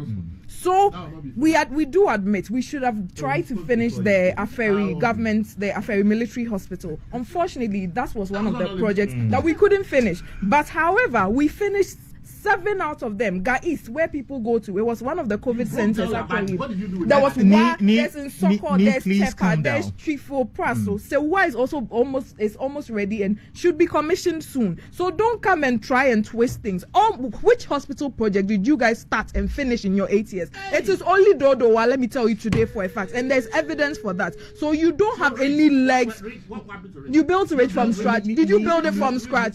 Please. You didn't build it from scratch. You spent over 200 million on that great hospital. Only one phase. Thieves. I'm going. No, really. Well, Doc, you are leaving us now. Well, she has to leave us. So we'll be left with the 4 gentlemen. But Dr. Zaato, let me just come to you. We have a big problem in this country because political officials do not want to agree on a set of verifiable data, fact as a basis of debate. Now, after the SONA, we've heard minority MPs challenge the figures and data President Mahama presented in his speech. Is this an intentional political strategy to continue to divide and confuse people on who to blame? There's a popular saying that says that, it starts by saying that lies, damn lies, and statistics. The funny thing about statistics is that, and I'm happy that our sister is here, statistics are almost always like a bikini. A very nice 2-piece bikini worn by a very beautiful woman on a sunny beach. About 98% is exposed and about 2% is covered. But the most important thing is that the important things are what is covered, not what is exposed. And that is why you're always looking for more. What is important is not important to me. You can't use that as what they call it. Jantuah, you are seeing the beautiful woman and what is wear the bikini, and you are saying what is important is not what is exposed, right? All right, let's just give it civil, please. And so that is where this debate is anchored. There are facts, there are statistics, and the question is that how you interpret it. The interpretation might be different, but the facts remain the same. I want to look. Somebody has sent me a very tall, long list of hospitals started by the NPP. Started from Antokobra, Begosu, Elebo, and Poho, all the way down to UGMC Phase 2, Urology, Bolgatanga, all these things, they are all there. Those are statistics, they are there. People are living them and seeing them. So I'm not going to go to the health center because if you can see, there's a long list. Kufuor, but these are hospitals that we can't single-handedly. Yes, I'm not saying, you see, that's the thing. That's the other thing. You there was a question that was asked. What is operationalization? What does it mean to say that a hospital is operationalized? That's a question you asked. I don't know whether the health sector, they have a technical term. Because what I know is that you can finish building it. But you can't just go out today on the road and pick a urologist and pick a dentist and pick a surgeon to come inside and operate. The whole process of even recruiting them takes a long time. But she said that so it was completed, so but the new government needs to operationalize when it. The president said they are not operationalized, define operationalization. I tell my students, operationalize your concept, define your concept. When you say this is not operational, what does that mean? What does that mean? Tell me. Because what you say is operational may be different from what I call operational. But again, let's go there. Now, I'm coming down to a point here. Look, there's something that is trying to happen here in this room today. And I think we need to understand it. On the one hand, we are being told that the President Mahama has just been in power for less than 2 months. So we shouldn't criticize him. But on the other hand, we are being saying, well, he has been in power for too long, so we should give him credit. So I'm like, what are we not supposed to criticize and what are we supposed to what? Give him credit for? What are we, because you sat here and you said that he doesn't take, let me say, bull manure. I said he won't take bull manure, but I've just told you, but you see, I'm coming to the point. No, listen, you say he would take bull manure. Mr. Jantuah, please. And now I'm saying that. So that is the statement. I'm saying that there's evidence that he has taken bull manure. I just told you that his attorney general is bold to come and say that I've made such monumental, huge decisions with the recourse to you. Think about it. Imagine Professor Akufo-Addo's listen, a decision that almost everybody unilaterally has condemned. Come on to say that I made this without recourse to you. Then you said that, oh, I won't take that. I'm not. Let's take that too. This is the president who told us that 30% of his cabinet members will be women, as part of his 120 days social contract. We've seen the list of the cabinet. There are only 2 people in the 19 cabinet. He didn't keep that.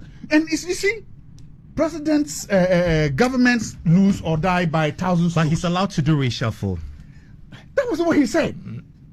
He said 30% will be in cabinet. There are only 2. 2 is not 30% out of 19. The president has a 4-year mandate. He didn't say that. I don't know what he said. My 120-day contract with Ghanaians. In 120 days, I'll put out a cabinet. That cabinet will have 30% women. He has done that. The cabinet has been announced.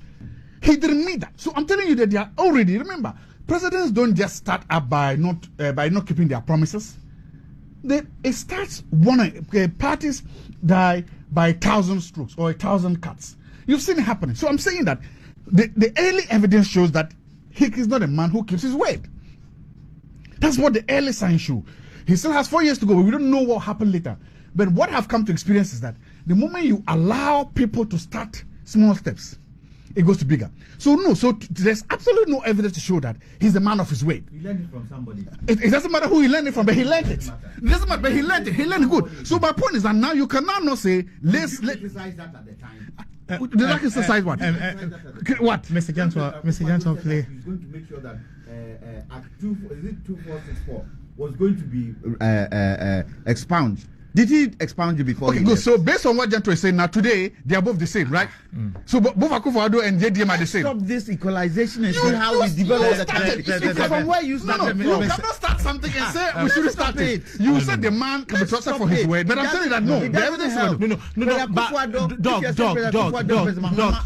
Doc, you are a political scientist. Doc, you are a political scientist. So from a political perspective, I'm going to deliberate by politicians to just create that confusion and divide, because it's a tactic in political communication, and I make a point. But some of the things are tactics. This one is not.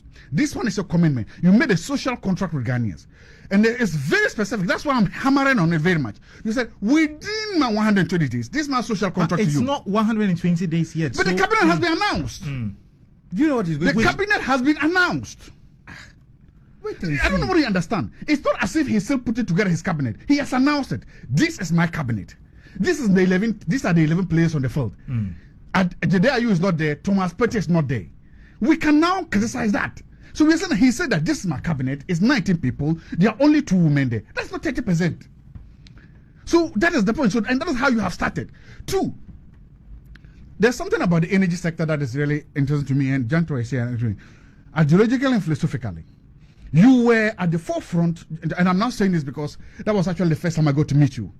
I did a lot of research on. Oh, you are referring to me? Yes, please. No, this one, no, I'm saying it. No, not attacking. I don't know whether the first time I met you, when NPP started to try to restructure the energy sector, and they wanted to privatize it. The whole thing ended up Qatar and all that. I have a publication out on it, on policy failure. I researched on it, and I remember I spoke to you and other like-minded people about that. And I published it. There's knowledge. So if you want knowledge about this, we have that publication there. A similar thing is happening today, and you are here. I know you are CPPs, and I know ideologically and philosophically you are against privatization. That is what you are going on. So I don't know where you stand on it now, and I don't know. I've seen Poo. I'm against privatization. I'm saying, but I told you why ideologically and philosophically CPP is against that. I've said maybe you've revised your ideology philosophy. CPP, but I also have my own ideas. But that's what I've said. So I've said that based on your ideological orientation, I will say that you are. Because you are political left. But you know me. I know, but I'm saying, so I shouldn't make the fact I'm political left doesn't mean that there are certain things that and again, I've said that, but when this started, you were against it too. The privatization of ECG, you were against it too. No, we are building knowledge here. And I've seen Poo, you are pro-labor, you are pro-unions. Poo has come out to be against the alleged privatization of the ECG.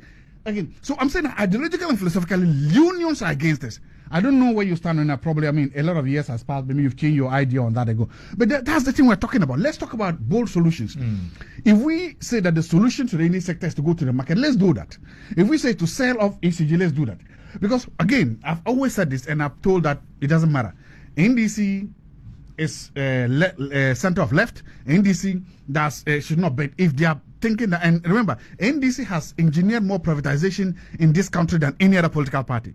If we are going to sell ECG, let's go ahead and do it as a major decision. So, but I would really want to know, Mr. Jantuah, because again, and I'm telling you why. I interviewed you for my research paper, you and the colleagues of other people at Laboni, and the paper has been published in both one in the book chapter and the other one in the journal article about the reforms that are going on. Look, we need to begin talking about bold reforms and how to do this. And so, is the so-called private sector participation the way you want to go? Should we do it both ideologically and philosophically? What will Nkrumah say if he wakes up today and sees his beloved ECG be sold? You've always asked that question, and we want to know what will Nkrumah say today? Look, secondly, you are coming to the data again. We are taking the president for his words. He said, "I came inside and I met 64." He said, "There's only $64,000 in the sinking fund." Okay, one. I told you he was being disingenuous. When did you discover the $64,000? When was it done? Was it on the 7th of January when you took office? Was it on the 7th of February, 1 month after that? Was it on the 27th of February when you were reading the statement? Look, the former finance minister has put out a statement, and it's important. He's told us what has happened to that account. Money goes into that account, money comes to that account. Look, between, for emphasis, we auctioned on 3rd January over $700 million in the fund, which was not spent.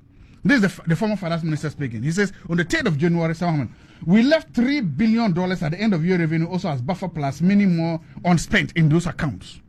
The point I'm making is that, you see, the former finance minister is being specific with the dates that these monies were left. If the president too wants us to believe, he too should have been specific with the dates. To say that on this particular date, this is the amount I saw. Then we can now say, is it honorable? I mean, that is lying by saying this, or who is not telling the truth? But when you just say, I left this amount, and you leave it hanging like that, it's disingenuous, at least, what most. Let's go back to the point. Hospitals being built. Look, again, you see this debate keep going on. Throughout all the ages of the NPP government, the NDC was crying about E-blocks not completed. Some of the E-blocks have a genuine, because I've seen one particular one in Sisala East. If you're traveling from Bugojang to Walenjang or Bugobele to Walembele, in between the two communities is an E-block sitting there. And you look at it, that it cannot be a day school. No kid can walk from Bugobele to that school or from Walembele back to that school. That thing can only operate right now as a boarding school. Because if you keep it as a day school, even the daily cost of transferring from these two villages, and I'm thinking because there are people in Tumu, you're talking about general, they can verify between Bugwell and the daily cost of traveling by kids to this school will be too much that it doesn't make it. So the best thing to have done for that school would have been to move it permanently one of those communities. They can have people there. It's sitting there right now.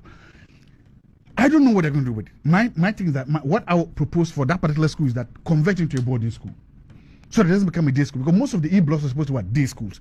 But one of the problems we have were the citations, where they were cited and what happened to them. I pray and hope that school is not allowed to rot. I pray and hope that school is turned to work for the citizens, for the good people of the Salis. But look, the government, if you look at statistics, we can provide that. They can be provided to show that the hospital started hospital community. And that was one question thing that the lady asked about UGMC we came. What does it mean to professional hospital? People have just been nurses. How long does it take in this country to hire one nurse? Almost 3-4 months, right? It takes a very long time. They have to finish school, right? The essential do services, then you start the process, even after financial crisis have given. All the nurses, they have been fired. A lot of nurses have been fired. So how are you going to operational hospital when you fire the nurses? A lot of the tests have been fired. So we should and we can do better. The early days of the president saying one thing and not doing another one, or not keeping even the most basic of his social contracts, doesn't bode well for us as we are going forward. Thank you very much indeed. Dr. Joshua Zaato, you're still listening to the forum here on Asaase 99.5 in Ekua. With me, Fritz, Delanyo, Amegashie. We're going heavy on the State of the Nation address that was delivered by President last Thursday. Now, Honorable, let me just come to you, and I still want us to focus and remain on the facts and data which are being talked about since the State of the Nation address. I mean, it is very fundamental to policy making and productive debates. If the opposition NPP would continue to undermine data, facts, and other party presence and debate on verifiable, set of data and information, especially on the economy, are we doomed as a country? Why can't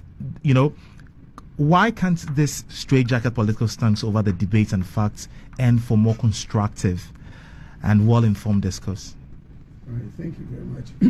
Once again, I think what we're doing to ourselves as a country is very worrying. And I don't take exception for either the NDC or the MPP. And facts are sacred. And so that has been our political trajectory over the past years. I sit in Parliament listening to His Excellency John Dramani Mahama, and I realize all his facts. Either you go back to 2016 when he left off and jumps from 2016 to 2025, and you go back to, I've tried to review previous State of the Nation's address by Nana Addo Addo, former president, when he was president, and it is also similar. He goes back to President Kufuor's years and jumps all the administrations and enters into his year. So you ask yourself, when they exited, nothing happened in this country. When they left office, were there not developments over the period? President Mahama said children are being fed better now. But the man who introduced school feeding was sitting right in the hall, and he couldn't even acknowledge him. You declared, John Dramani Mahama, will not stop free SHS, but you forgot that somebody brought free SHS. And it is not peculiar to him. I'm saying that President Akufo-Addo, when he was president, would also have to acknowledge, here we're talking about Ridge Hospital. My lady said we had to top up with about 250 million. But what was the total cost of the project? If the project costs you 500 million or 600 million, and you have to top up 250 million, somebody would have financed 350 million before you topped up. We're talking about Agenda 111 starting in 2022. The hospitals would definitely would have been completed or would not be completed against the set time in 2024, 2025. That is why you have it at various stages of completion, whether operationalized, non-operationalized. Were they proper projects that ought to have been executed? Did we need 110 hospitals or 111 hospitals at the same time? If that is so, and the government comes in and you look at the needs of the people and you needed to complete them, do you need to tell Ghanaians that only one is operationalized and so the person who started 100 projects has failed? So I sit as a member of parliament and ask myself, is it the people of Ghana we want to serve, or we are just serving our political interest? And I think it is high time we speak truth to data. Let's all be factual. The point is, over the years, we pick and choose what will suit our ears, and we put them in our State of the Nation or in whatever we are reading. And we forget that when you put one there, somebody too will be able to go back and show you where you left it from. And then it becomes a give and take affair. We're talking about these mass dismissals. The government comes into power, you ask for data on those who have been employed since December 7th.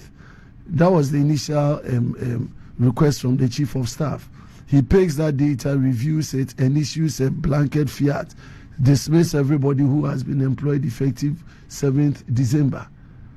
You go and review, others are terminating from September, others are terminated from August because they have been put on payroll post December 7th. Yet they had been working prior to that. Yesterday I watched another radio station or TV where the Minister for Foreign Affairs is now saying that when he did his review in his ministry, he can confirm that those who were who had gotten employment after 7th or so had started working. Some had started, the process started as far back as July 2024. And so after he had done his review, he thinks that all those employed under the Ministry of Foreign Affairs were properly recruited. And so he has discussed with His Excellency the President, and the President has given him the clearance to keep those people. So why did the Chief of Staff issue that fiat if he had not completed his review of all the employment that had? Of course, yes, you may find out at the end of the day that some might have been pushed. And even if they were pushed in, was it necessary? Is it relevant, as Kpakpo was saying? If you don't need their services, then you can decide to take. But why do you terminate everybody? And I'll go back and do reviews only to realize that some have to be kept, others we need them, like you were talking about nurses and teachers and so on and so forth. I think we rush so much, and it doesn't show leadership. It doesn't show oneness. We are in a country seeking to develop and grow. We are in a country seeking to bring employment to the teeming youth of this country. The President spoke about unemployment of about 2 million Ghanaians, according to him, from the State of the Nation's address. Yet out of the 2 million unemployment, there was no clarity in terms of what he's going to do to reduce the unemployment rate. These are big issues you need. If when MPP came into power, Nana Addo Dankwa, and realized about 1.2 million unemployed youth, he started with a NAPCO project that absorbed about 200,000 people. And then, as we speak now, some had found their way into the public sector, others have found their way into private sector, others are still on contract. If you go to Ghana Revenue Authority, about out of 7,000, only 2,700 currently are in employment under contract in GRA. So you need certain bold decisions as a government. If you realize you have 2 million unemployed youth, what is the policy direction we should expect from the budget that is coming? If you tell me you want to legalize Okada and Prajia business, is that a policy direction that you want to tell Ghanaians who go to school? Because people are doing some of these business out of inconvenience, out of the fact that they don't have job opportunities. I have sat in an Uber where someone gave me a CV, a master's degree holder in other business, and they just can't find jobs. They can't. We are not creating spaces in the private sectors to give people employment opportunities. So when you see people driving Okada and Uber and all of those things, is that the productive means we want to put to the youth of this country too? So we should look beyond all of these playing to the gallery, doing politics and not being serious about transforming our economy. But Anna, what's wrong with being a ride-hailing app driver, driving Uber and all? No. My point is, if the person had the opportunity, the right jobs opportunity, that is why his skill is going. He's not a maid driver. If someone, we have so many people who have gone through driving only for the purpose that they want to be drivers. But others are getting into certain areas because they can't just find a working space. If you go and learn engineering for 6 years, hold a master's degree, and you're telling me that you went through all those education to come and end up becoming an Uber driver, that is not what he chose for. But we are not creating those spaces, so man has to survive. We're looking at our health sector. People are going into drugs. People are going into drugs, all because they just don't find a way to survive. I want a president President Mahama has gotten the mandate. 56% of Ghanaian voters has given him a resounding mandate. And we need to see proper transformation. We need to see clarity in direction. Where are we going as a country? And so I had taken the step that we will give the presidency time, settle, but then as my brother was saying, you made certain commitment to the good people of Ghana. Live to those commitments. He was not, was it an over when the minority leader read out to him that his cabinet women representation was less than 10%. I could see literally in the face of the president that he wasn't happy. Maybe he wished to do better in setting the cabinet, but he realized from his own, the way he wanted to turn things around, that he couldn't put 30%. So what do? You have to admit that, yes, I intend to do 30%, but looking at the available spaces, I failed by 30% here, but I can accommodate it in other appointments here and there. It doesn't take only cabinet 30% to make it. But if you could do the 30%, you should have done it. And if you fail, let's be honest that I failed here. I am going to make it happen in other areas, like he's talking about district assembly appointments. These are all opportunities that you can open up for women representation, and not just for women representation, but quality representation that can transform this country. Women representation, I'd want to pick your thought on that, Kpakpo, but let me go to Mr. Jantuah. And while Mr. Jantuah speaks, maybe you prepare to answer the question on that, because the president has already announced his cabinet and the commitment he made for women representation is not there. So I'll come to you. Now, Mr. Jantuah, President Mahama mentioned that the debt position of the country has led to the stalling of about 55 major projects in this country. We expect the president to complete these outstanding projects and also deliver on his promises. How can we as a country get to a point where party voted into power follows a national development plan and align the agenda with doesn't align the agenda with partisan politics and all of that? Well, there's something called perpetual succession, isn't there? Any new government that comes in takes the assets and liabilities from the old government. And the reason why we vote a government into power with a majority has got to do with the fact that you promise you can do it, do it. And so we expect President Mahama to do what he says he will do, including his manifesto that he's promised the people he's going to deliver. So let him deliver. After 4 years, we will decide whether he's delivered or he hasn't delivered. Remember, and this is what I keep saying, governance has got to also do with the people. The people are part and parcel of governance. Governance is a service. As you govern, you do what? You get, and I don't like using that word, but I think it's become a word that stays. You get the nod of the people as you go along. Because people will see what you've done, people will see what you're doing, and people will see whether after a while you deceived them or you didn't deceive them. So President Mahama has come. The people have overwhelmingly voted for him, 56+%, and we all hope and pray that he can deliver what he's promised he'll deliver, because we are all looking for what? Development.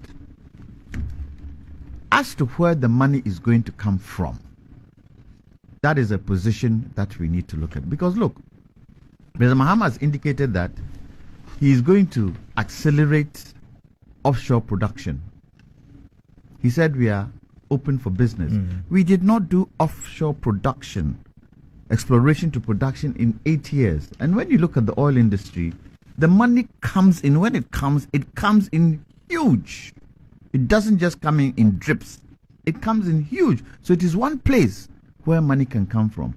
Would we be able to accelerate offshore production quickly within the 4 years to get money into our coffers?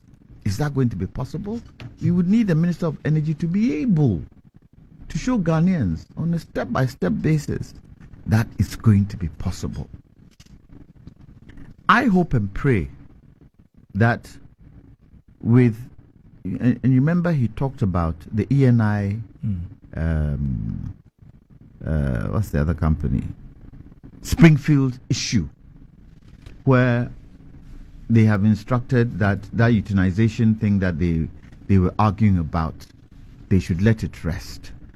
And because of that, a lot of international companies, oil companies that were interested in Ghana, didn't have the confidence that if they came in and brought their money, if there was any challenges, the government of Ghana would be able to handle it well.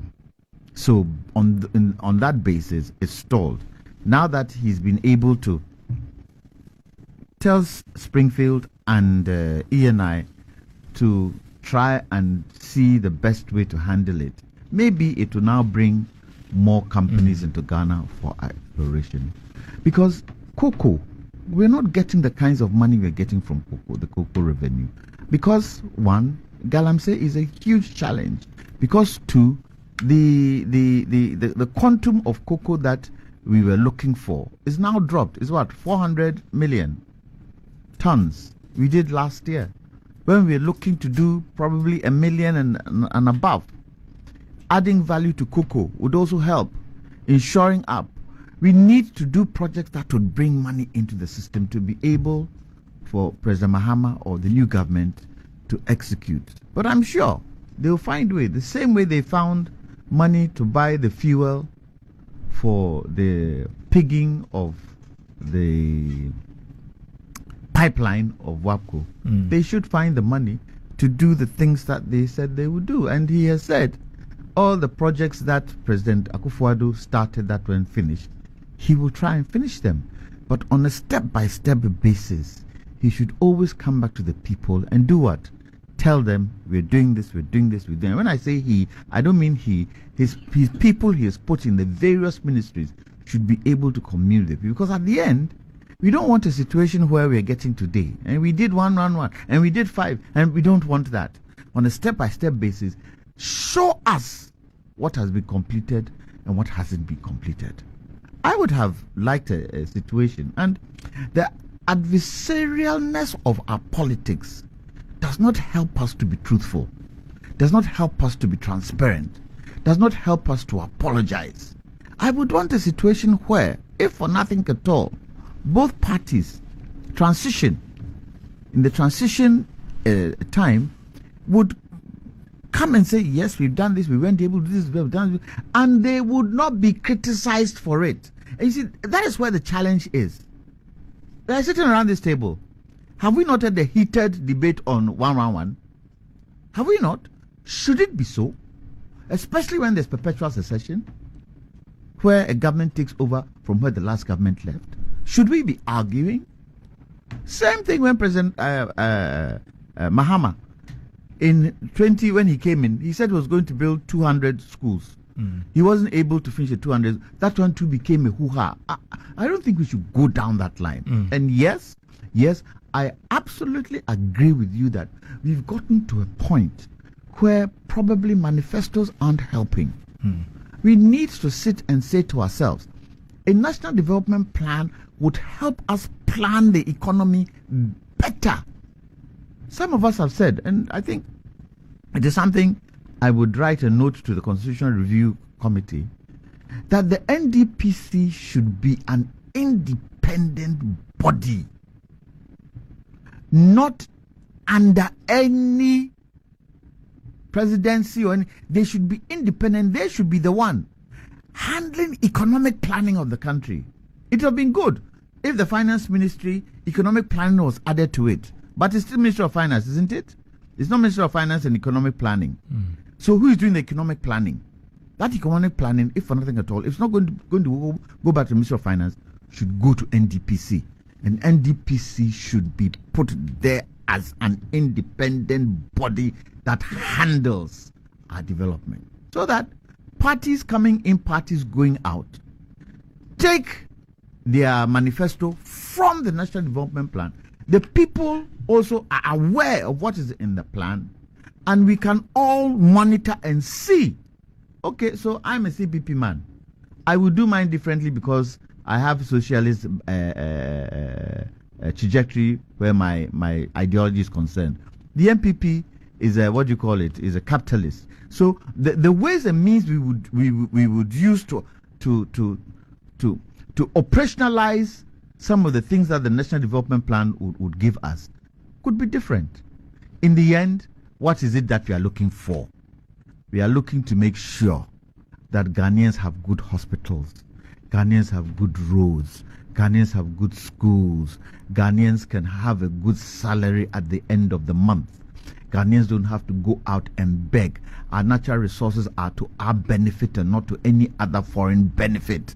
We can add value to the natural resources we have, because when we add value to it, it makes us more money and brings more revenue into the system. Now, my brother talked about Okada and the likes of it. You know, in some countries, it will turn into a business. And what do I mean it will turn into a business? Someone might start riding Okada, and within 5 to 10 years, he would have about 10 Okadas. He stops riding the Okada, but he is now someone who has a business that is running Okada. Is there demand for Okada? Do people use it? Does it help the people's transportation? You see, not unless, and this is where probably governments have failed, not unless we have an effective public transport system, these things would still be there. I would want a situation where we have a good transportation system, where I can decide I'm not driving, I'm going to take the bus. Where I'm not going to use my car. There's a tram, I'm going to take a tram. But that plan has to be put in place. For instance, the buses, you can have 3-tier buses. You can have one which is very luxurious, but the rate is different. You can have a mid one. You can have one that is not that expensive, but does the job. Right. So I can decide I'm going for the luxurious one. Every day I'm prepared to pay 200 to sit in luxurious bus to take me to work. That would reduce, if for nothing at all, the kind of traffic we find on our roads. So there are ways and means of doing it, but I think we should get away from this argy-bargy, and I've done this and I haven't done this, I've done this, I haven't done this, and look to building the nation with the things that we have. Thank you very much. Let me. If you agree, I was talking, and when in your presentation you emphasize your ideological benefits, right? You said capitalist and socialist. In just a minute, because of that, because we are running out of time. I just understood your position on the potential or the real privatization of ECG. Where do you stand on the ideological? I believe that where ECG is concerned, I don't expect the entire ECG to be privatized. I expect those areas where ECG is failing, billing, revenue and metering, those can be privatized. But wait. But I expect that privatization, first of all, to be local companies, not foreign. Right. I expect we have local companies that can handle that. I don't have a problem there because ECG is failing on that score, and because they are failing on that score, the kind of revenue that we need to get from ECG, we are not getting. So I don't have a problem there. Right. Let me come to you, because Dr. Joshua Zaato raised a very interesting point about President Mahama's promise of, ensuring that his cabinet is made up of 30% of women. His cabinet has been formed, just 2 women. Well, the same cabinet has a vice president who is a woman.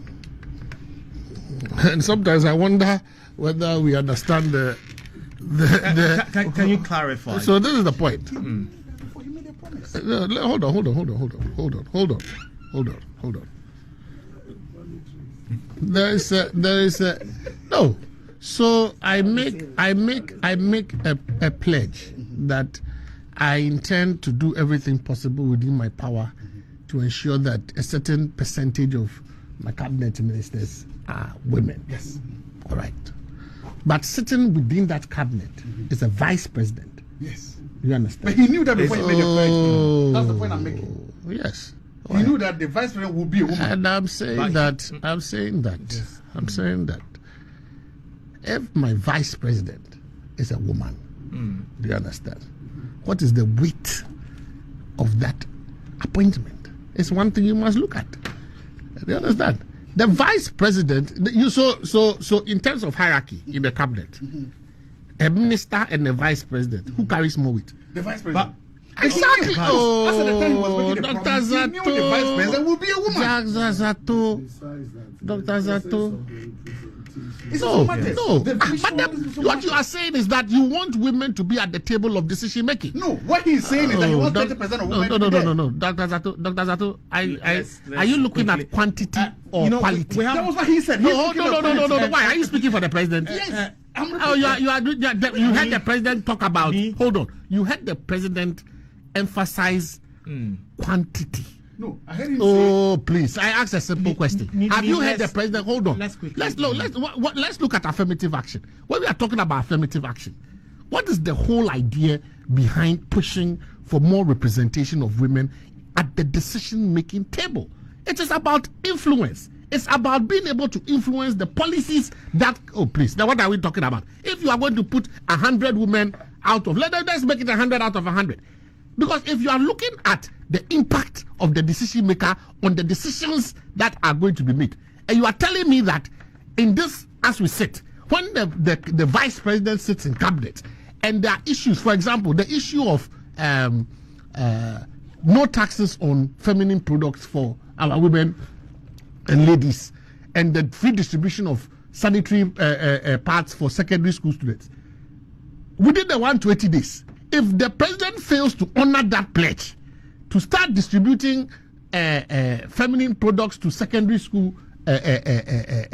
going ladies, who in cabinet or who are we going to direct our fire at? Obviously the vice president, because when she sits in cabinet and that decision or the one of the promises that the president made in his 120-day pledge, which one of them would catch the attention of cabinet more?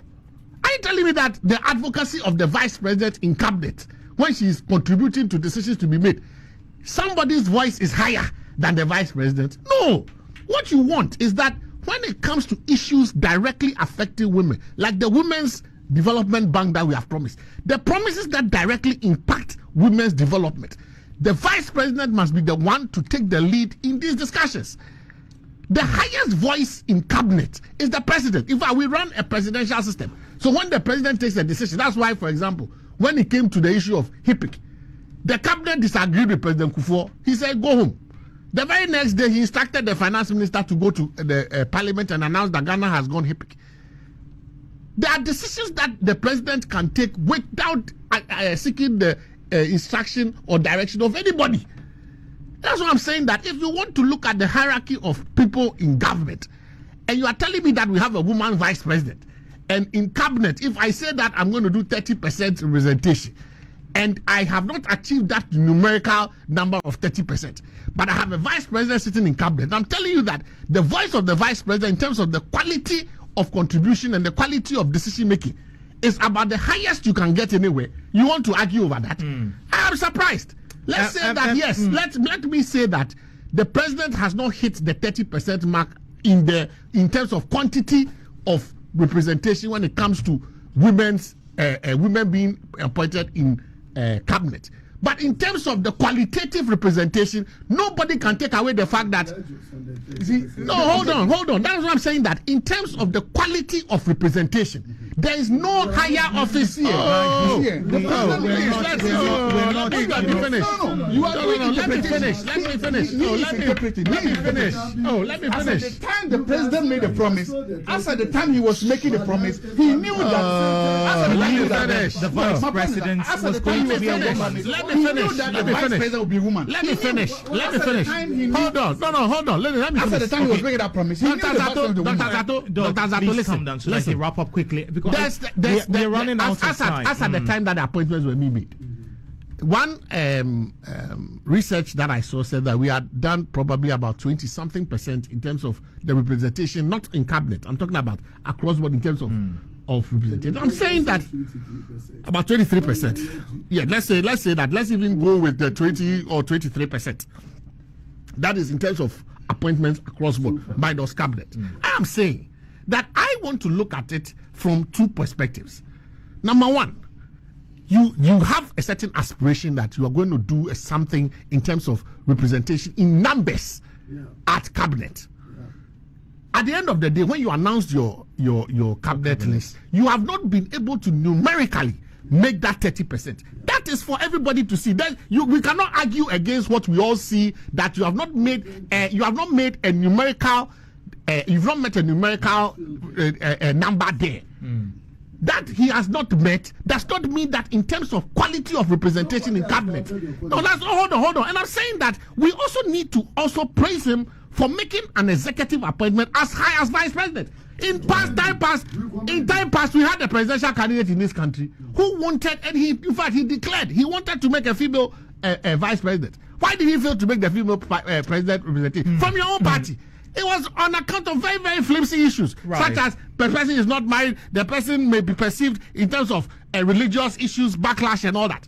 But this is a president that took the decision, a bold decision for that matter. You think that it was easy for him? You think that it was easy? Hold on. You think that it was easy for the prior president to appoint Professor Nanaje in terms of opposition from our party with him? It wasn't an easy decision to make.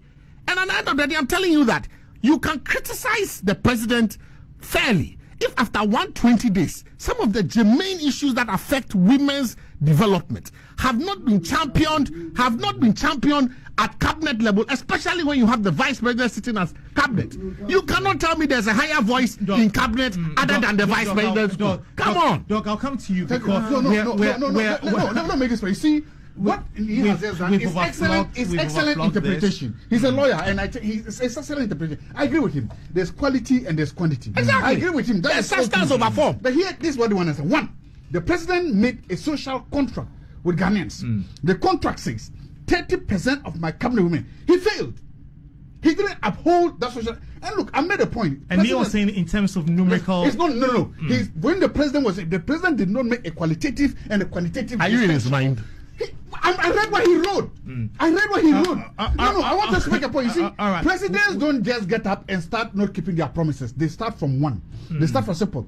And when they start, communicators find a way to justify why they say about whether the king being naked or not naked. Communicators begin to find a way to justify. So today, he doesn't mean this. We justify. Tomorrow, before you realize, you get to. So my point is that, let's make the point. Look, in the Upper West region, NDC won 11 seats. And all the 11 seats. Let's be fair. NDC submitted names for DCs from Upper West region. DCs. Every constituency, they submitted 3 names. 33 names for Upper West. Not even a single woman was there. They were all taking a cue, I would say, from the president. Not even a single woman. Meanwhile, there were women at the forefront of the campaign in the whole of the Upper West region. The point is that when you start doing things and then your people, the whole of the regional NDC executive in Upper West, follow the president queue and also don't present a single woman. I know development women, people who are. So you see, this is what happens when you make that decision. The visual aspect of it, it resonates to the lowest level. So that is why you've not seen it coming from the lower level. People are saying, if the president can go this way, we can also ignore and malign the women, and that is what is happening. Right. So according to you, it doesn't portend well for. No, according to him, he lied. He didn't keep his promise. Right. He didn't keep his promise. Okay. Speaking of which, let me come to you because we are running out of time and we have to wrap up this conversation. Now, a lot of Ghanaians were really expectant to hear about the 24-hour economy when the president was delivering a State of the Nation address. Clearly, conspicuously, the president didn't give us a cogent plan. Hold on. If I may, let me just answer you straight. We don't have time. Listen. The 24-hour economy, the divisional heads have started. The Ministry of Foreign Affairs, Passport Office is going 24 hours. Ghana, please. My brother, the Minister of Foreign Affairs has announced that the Passport Office will begin 24-hour operations shortly. DVLA is going to start 24. I'm telling you. If you don't know, I'm telling you. No, my brother, I'm telling you. They said that I'm telling you. Maybe you're not aware. I'm telling you. You can check it. Yeah, Passport office is going to start working 24 hours. Ghana publishing. The government publisher has started. Oh, let me finish. You asked of 24 hours. I'm giving you the facts. Ghana publishing. But the president didn't say that in the State of the Nation. We need to listen. The State of the Nation is different from your budget. There are two different statements. No, but this was a huge and flashy campaign promise for the president. I'm surprised at you. There are persons who are saying that even communicators of the National Democratic Congress are still finding a tough time explaining. Why? I'm sitting here. I'm a commentator. Am I finding it tough telling you? You asked a simple question. I'm giving you the details. I'm telling you the pilot projects that we are starting. You just don't start 24 hours off your head. We had a policy team that is supposed to begin. We have a policy team that is supposed to start.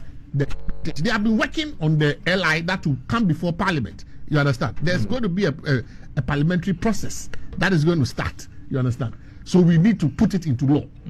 Beyond that, the individual ministries have started rolling out their programs, and I'm giving you facts. If you want, you can verify them. You even confirm that Passport Office is about to start 24 hours. No, they said it's. They said it. I didn't say that it's about to start. That's what they have said. He's even given the timetable.